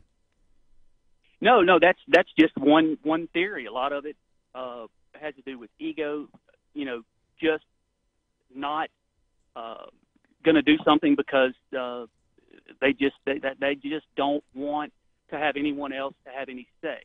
I hate to sit and speculate on why he chooses to continue to protect Mr. Sweeney.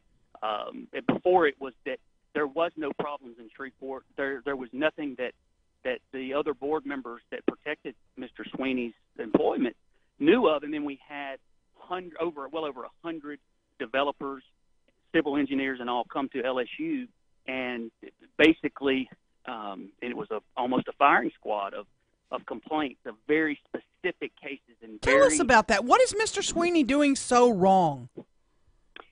Well, all of the procedures and the UDC was made to fast track everything and make the system more user friendly while protecting the integrity of the city. But it has come with, and you see anything in government always starts with good intentions. But now there's a pre-meeting that you have to attend, a month in advance. So it's not a 30-day site plan approval. There's 30 days before that, which turns into a 60-day site plan approval. If you don't have enough dots on your paper to represent certain types of landscaping, although you have a legend, they'll send your drawing back and say that you don't have enough dots on your paper. And those were some of the very specific things in that meeting that were mentioned that were absolutely ridiculous. That we can't use common sense, we can't make it more user-friendly. It was about the control, and people were just tired of it. What happens now? The city is moving forward. I was at the meeting Friday. There's a lot of talk about doing away with the MPC, bringing it in-house. How does that play in all this? Yeah, and how do you, as a member of the MPC, do you still feel compelled to defend that organization? Well, I'm going to do the job that I felt like I was placed there to do, which is the right thing from an experienced business owner, real estate developer, and until they make that decision, that's beyond my control. Now, I would agree with some of Councilman Bradford's remarks that the city has enough problems of their own. But if you take all of the pleasantries and all of the politically correct speeches out, what it's going back to is to have some accountability for the executive director. That is the root cause of all of these problems. So at the end of the day, pardon me, Ronnie, at the end of the day, if you or any of the members of the MPC who can't get the Sweeney contract issue on the itinerary up for discussion, then his contract will be renewed, and there's literally nothing you can do. Absolutely, as long as you're outvoted. Well, you don't even have to be outvoted if it's blocked from being put on the agenda. But this goes way further than this. This is what the democracy is based on, is the procedural, process for everything. And you may not agree with it, but at least allow things to be brought before the board, discussed, let the public have their say-so if it's appropriate, and vote on it and go through the process that's set forth. Do you have the votes in your mind? Do you have the votes if it could come up to oust Sweeney? That's he's typically had the 5 votes that were that have protected him so far. So that's doubtful. But who knows? We have one board member that will be up for reappointment at the end of the year. That's a council and a commission joint appointment. So we'll see how that goes. And it's about the council members and the commission members going to their appointees and telling them, hey, listen, we're getting so much feedback from the constituents that elected us. This is the vision that we have for Shreveport and Caddo Parish, and this is the direction we need to go. And we don't need to have an executive director who has his own mission in mind and his own plans for Shreveport. It needs to be a consistent, everybody on the same page, much like Bossier City does. Ronnie Remedies on the Metropolitan Planning Commission. Want it made clear, Ronnie, we got to let you go, but we did put a call in to Theron Jackson this morning, too, hoping to get him to join you on the air this morning. Have not heard back from him. We'll be in touch. Thanks, Ronnie. Okay, thanks, guys. 101.7 FM, 710 KEEL, the latest traffic for Thursday. Had to count it up. Thursday morning, here's Ruben. The intersection at Line Avenue and Olive Street's dealing with some slow-moving traffic right now. And we're still keeping an eye on some backed-up traffic on I-20 westbound. Starting at Spring and Market, it's backed up to Benton Road right now. If you have anything to report to us, please give us a call at our Planet Fitness traffic hotline. That's 687-ROAD. Your AccuWeather.com forecast. It'll turn out to be another hot day today with sunshine and a high of 94. Mainly clear, low 70 tonight. Hot with sunshine and a high of 95 tomorrow. With your AccuWeather.com forecast, I'm Heather Zaire.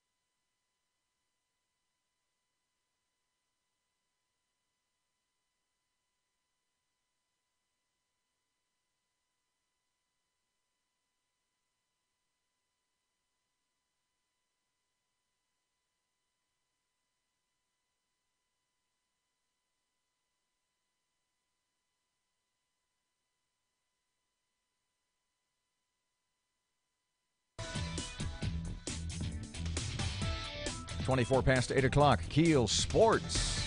Golden State is one game closer to winning 43 points that helped the Warriors beat the Cleveland Cavaliers last night, 110-102. The Warriors are up 3-0 and will look to complete the sweep tomorrow night.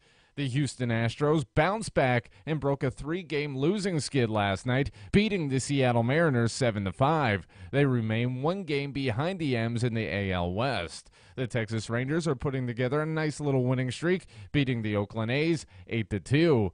And tonight, for the first time in franchise history, the Washington Capitals could be Stanley Cup champions. The Caps look to close out the Las Vegas Knights tonight in Vegas. During the postseason, the Capitals have been the best road team, while the Knights have one of the best records at home. The Capitals lead the series 3-1. Puck drops at 7 p.m. From the KEEL Sports Desk, I'm Matt Parker.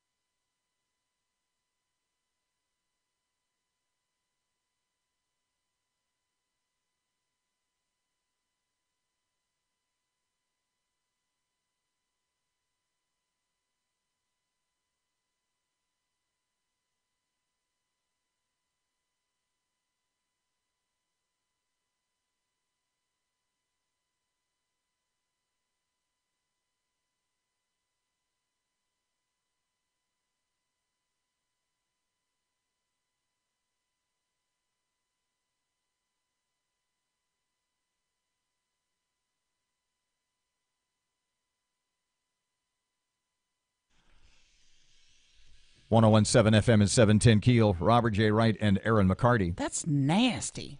I got another text, by the way, about the BET. The blight. Okay, give people a little 30 to 45 second background on the blight elimination team. Yeah. Which is codified by the Shreveport, I guess the commission, Shreveport City Council. Yeah, in 2004 it was passed. The ordinance was passed to create a blight elimination team. It would be coordinated with the Caddo Parish Commission, because there's some commission member appointees to just on oversee this panel. the cleanup. Is it like the ordinance really doesn't say much about how they report, what they do, all that sort of stuff. Let me see if I can find. It really, you think blight elimination team, you in your mind it's we are going to take X number of people. There's going to be a certain amount of manpower. We will set them aside to clean things up. Here's the verbiage on the ordinance. That's not really what it is, There right? is hereby created within the city government a multi-agency task force known as the Blight Elimination Team, hereinafter known as the Team, which shall be composed of the following members. And they've got a whole long list of the how many people are on this team? 1, 2, 3, 4, 5, 6, 7, 8, 9, and 10. is it whole departments of people? It looks like 10. Okay. And the mayor appoints one, the police chief appoints one, fire chief, etc. Yeah. And my question is, do we have a BET? If not, was it replaced by something else? Well, I got a text this morning, and the mayor is going to she's going to send me her statement with regard to that today. So we'll have an explanation of, do we have a team? Did this fall through the cracks and we're now creating one? Is this a markedly smaller Cross Bayou park from 1996? Right, exactly. Well, I got this from a city councilman just a few minutes ago. 2 years ago, I proposed. Hang on. Let's see.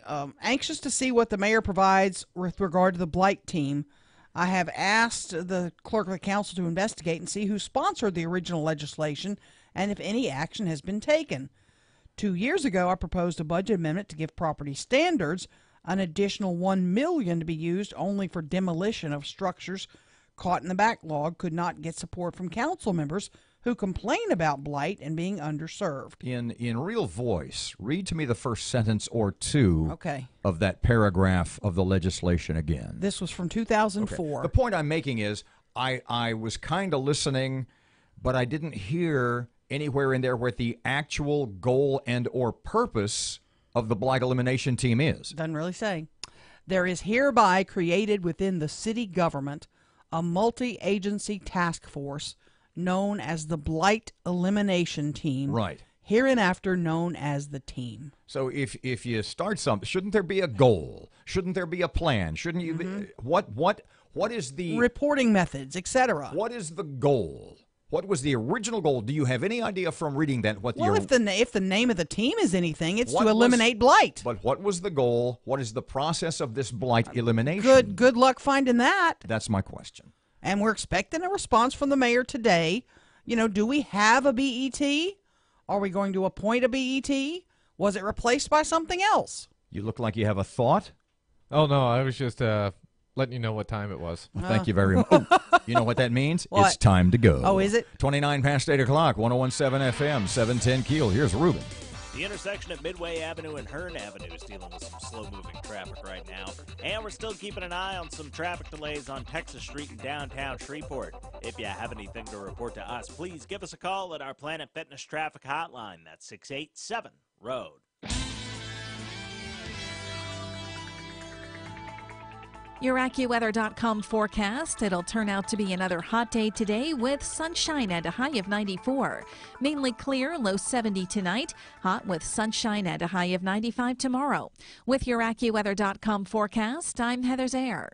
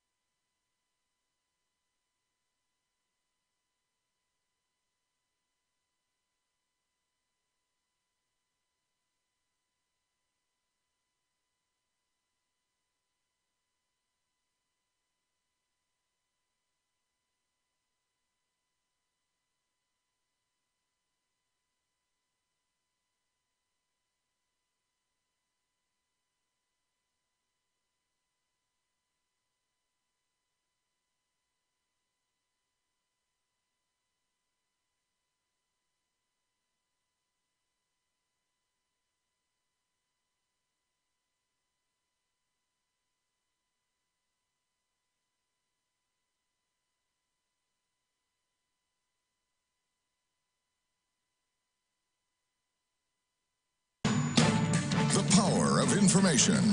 KEEL News now. 3 dogs have died. A woman now arrested. Nancy Western arrested after the dogs were found dead inside her parked car.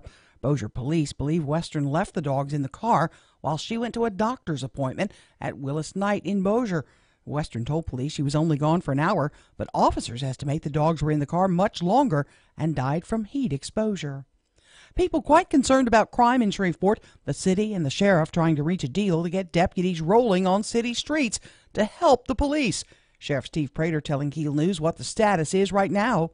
So at present, we're not doing anything in the city of Shreveport other than what we always do, and that's the narcotics, financial crimes, the task forces, some warrant roundups. So we do a lot in the city, but we don't actually patrol. Sheriff Prater says the sticking point right now is funding, something the parish commission is working on. Meantime, mayoral candidate Adrian Perkins telling KEEL News we need a leadership change at the top at SPD. I want a chief that it's his full-time job and who brings competencies to the job that we need to focus on. Robberies and murders are the big things in Shreveport. Perkins also says he would like to see substations in some of our high crime neighborhoods. Additional store closings hit the Shreveport-Bossier area. Matt Parker with that. After announcing a plan to close 63 stores nationwide last week, Sears has added several more locations, including Shreveport and Bossier, to the chopping block. The struggling retailer told employees at Mall St. Vincent and Pierre Bossier about the closings Wednesday morning. Liquidation sales at the stores will start in about 2 weeks. The stores will officially close for good by September. From 101.7 FM and 710 KEEL, I'm Matt Parker. Low-wage workers with kids will be getting a $40 to $50 boost on their tax returns as lawmakers approve an extension of the state's earned income tax credit. It's all but guaranteed to be signed by the governor. Louisiana Budget Project Director Jan Muller says it'll help blunt the impact on the poor of relying on sales tax increases to fund budget gaps. Increasing the state's sales tax, which hits low-income families harder than high-income families. It was a push to increase the earned income tax credit as a way to cushion the blow on the families that could least afford it. Mueller says the extra cash will go right into the pockets of thousands of Louisiana families. Things got testy at the Metropolitan Planning Commission meeting. Alan Young tried to make a motion not to renew Director Mark Sweeney's contract. However, Chairman Theron Jackson refused to add the motion to the agenda because it needed a unanimous vote of the board to be added and didn't have it.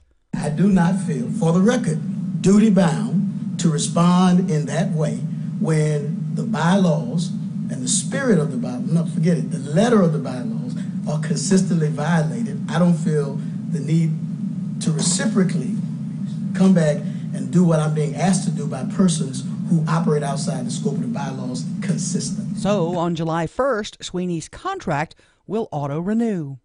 Stephon Perkins arrested after he allegedly attempted to run over a Shreveport officer and led cops on a high-speed chase. Just before 1 o'clock Wednesday morning, police tried to pull over Perkins, but he didn't stop, and a chase ensued. The chase ended when Perkins crashed into an SPD cruiser on Tulip Street, almost crushing an officer in the process. Perkins was shot in the elbow by an officer during the incident. A woman serving a life sentence without parole for drug offenses has left a federal prison in Alabama, her sentence commuted by President Donald Trump. The last surviving Munchkin from the classic movie The Wizard of Oz has died. His name, Jerry Marin, the one who officially welcomed Dorothy to Munchkin Land, complete with a gift of a lollipop. I'm Erin McCarty on 101.7 FM and 710 KEEL.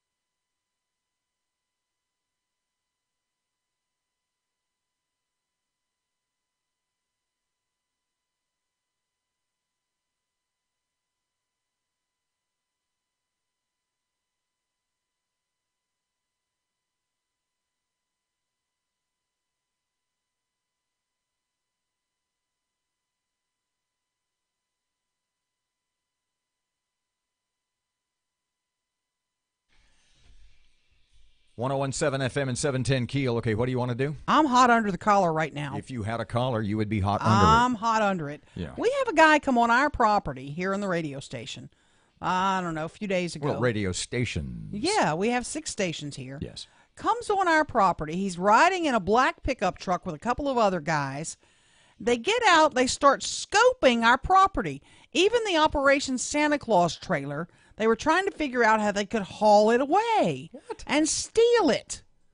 It's it's a you dumbasses. We have a lot of cameras around it's here. A storage shed. Yes. It's got to weigh 2 tons. He's walking around to all the vehicles, trying to get in the vehicles, Yeah. trying to figure out what they can steal. He's on video the whole time. So I need you to share this post. It's on our Facebook page. You'll see this thug in a blue shirt scoping our property out, trying to steal our stuff. It makes me so mad. By the way, the guy is obviously not a KEEL listener because we run commercials all the time for Shreveport Security System. Yes. Hey, some idiot tried to steal our trailer before, and we got him on video, high-quality video, thanks to Shreveport Security System. In fact, if you look at the KEEL Facebook page and can identify, say he's, like the cousin that's twice removed, the Shreveport Security Systems text line, where you can send us his name and address if you are inclined, is 318 392-1884. We got our pipe wrenches moron. Ready. He's a moron. 1017 FM, 710 KEEL. Ruben's here, traffic update. The intersection of Midway Avenue and Hearn Avenue is dealing with some slow-moving traffic right now. And we're still keeping an eye on some traffic delays on Texas Street in downtown Shreveport. If you have anything to report to us, please give us a call at our Planet Fitness traffic hotline. That's 687-ROAD. Your AccuWeather.com forecast. It'll turn out to be another hot day today with sunshine at a high of 94. Mainly clear, low 70 tonight. Hot with sunshine at a high of 95 tomorrow. With your AccuWeather.com forecast, I'm Heather Zaire.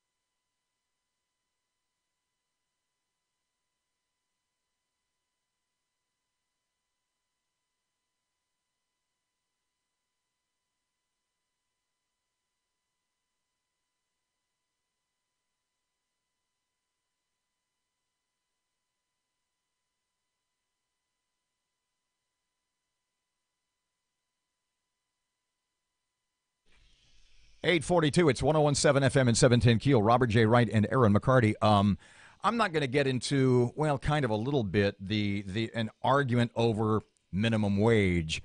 I have always been intrigued by the seeming hypocrisy of those who want an increased minimum wage, and I will cite the following example. Minimum wage right now in Louisiana, we have the federal minimum wage in Louisiana, $7.25. Mm-hmm. And John Bell wanted to raise the minimum wage in Louisiana to, I think it was $8.50. I think that's what it was, a couple of times, and it did not make it through the legislature. Here was the disconnect.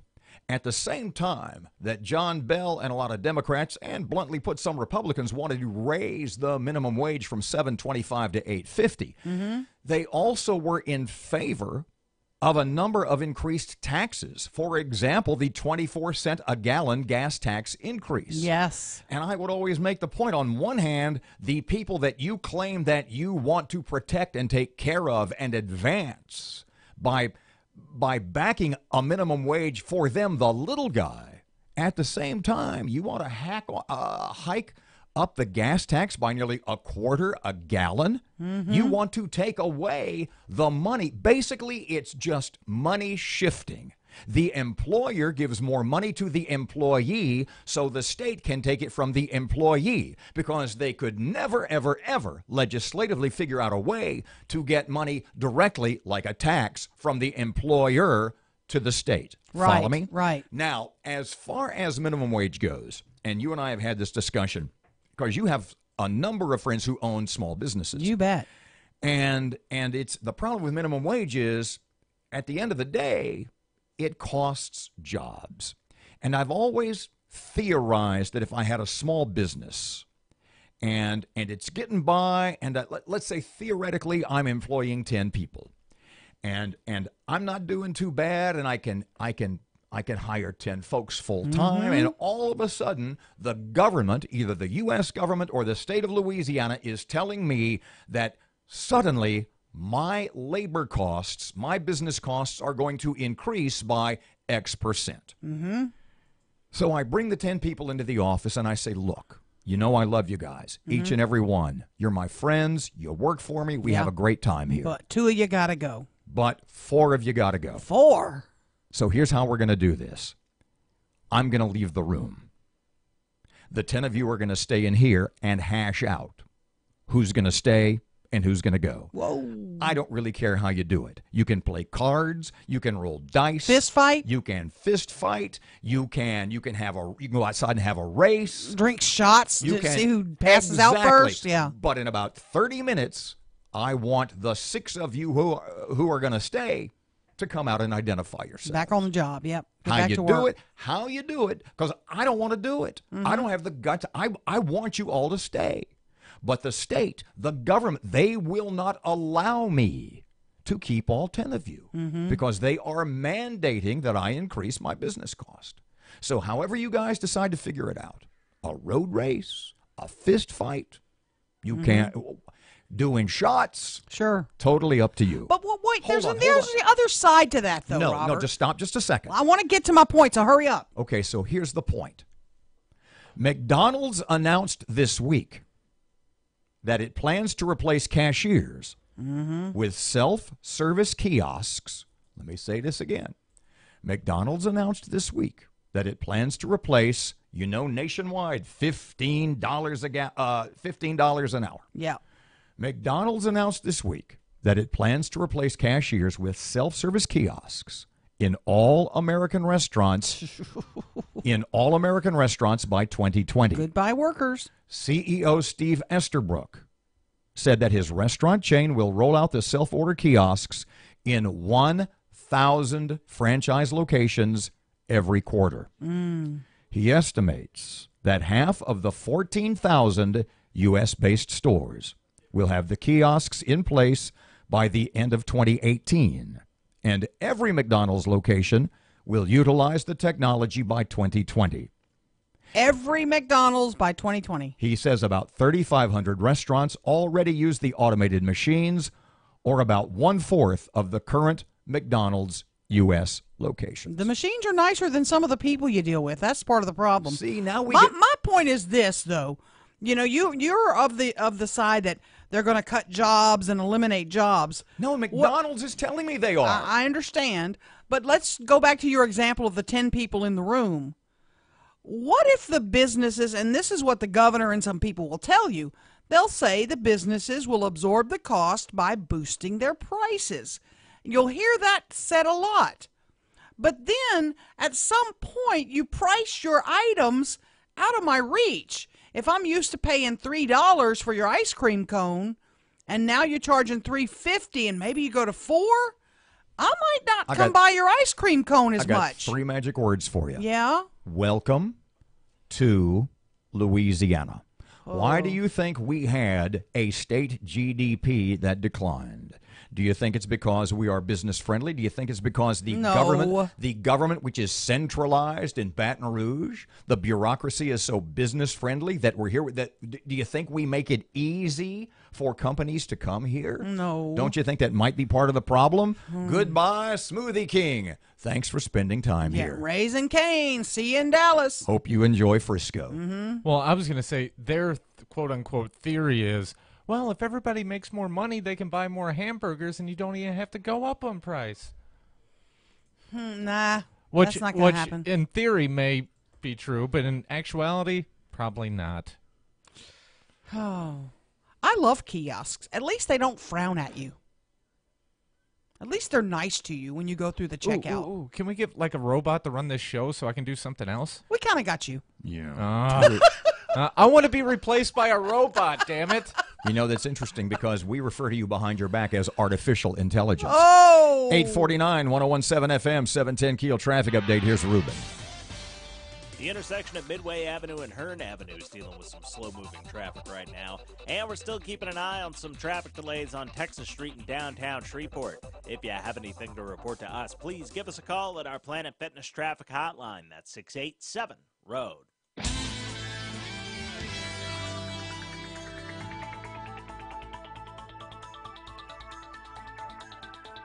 Your AccuWeather.com forecast. Mostly sunny today. It'll be hot with a high of 94. Mainly clear with a low of 70 tonight. Sunny and hot, high 95 for tomorrow.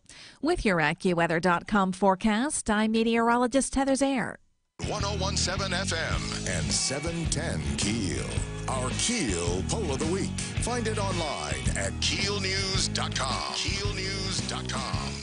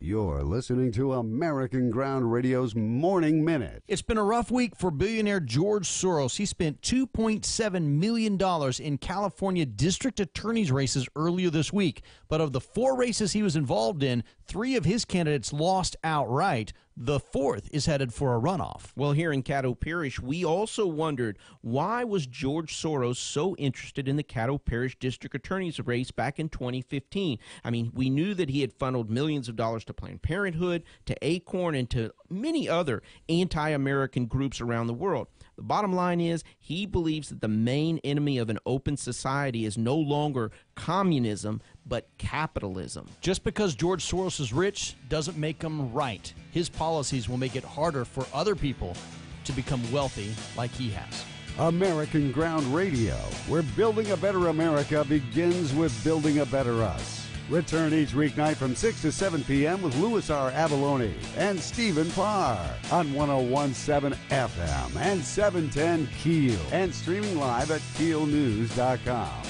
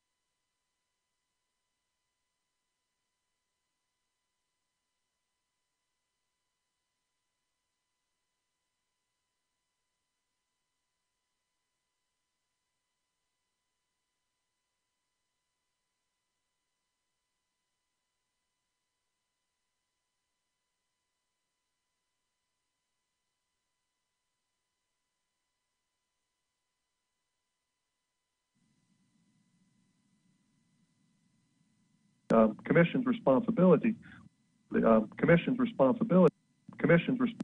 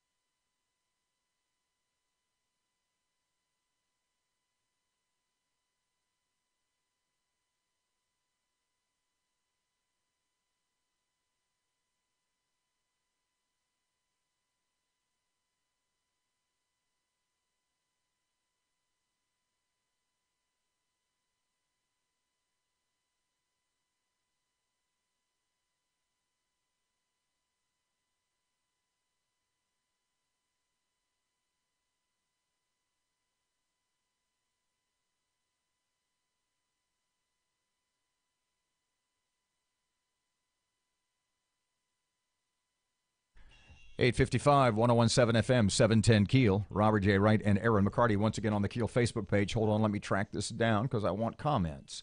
The Sears stores at both the Pierre Bossier Mall and Mall St. Vincent are closing. So when was the last time you shopped at either location? Erin went to PBM about a month ago. RJW hasn't seen the inside of a mall in a couple of years.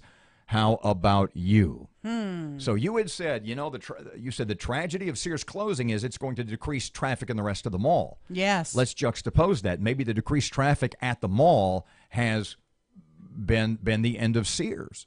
Oh, absolutely. The mall traffic is definitely down. No doubt about it. So and I mean, we're at 5 years now where we have that 1 penny sales tax in place at Mall St. Vincent. How much did the city fork over for Mall St. Vincent renovation a couple of years ago? It was going to be a $16 million renovation. How much did the city put up? I'm not sure. The sales tax was ultimately to pay for the vast majority of it. But it's a 20-year tax, though. We got another 15 years. Does the mall make it to the end of that? But the two biggest stores in the mall, referred to as anchor tenants, were exempt from the tax. Yeah, Dillard's and Sears were exempt from charging that tax. So theoretically, well, not theoretically, the two stores in the mall that produced the most revenue didn't have to pay the tax.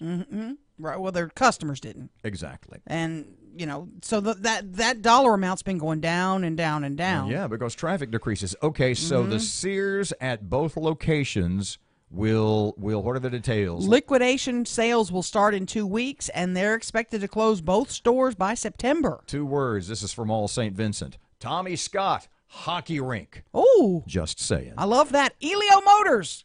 Oh, never mind. Scratch that. 857, 1017 FM, 710 Keel. Here's Kim Commando. This September, Apple is gearing up to release 3, maybe even 4 new iPhones.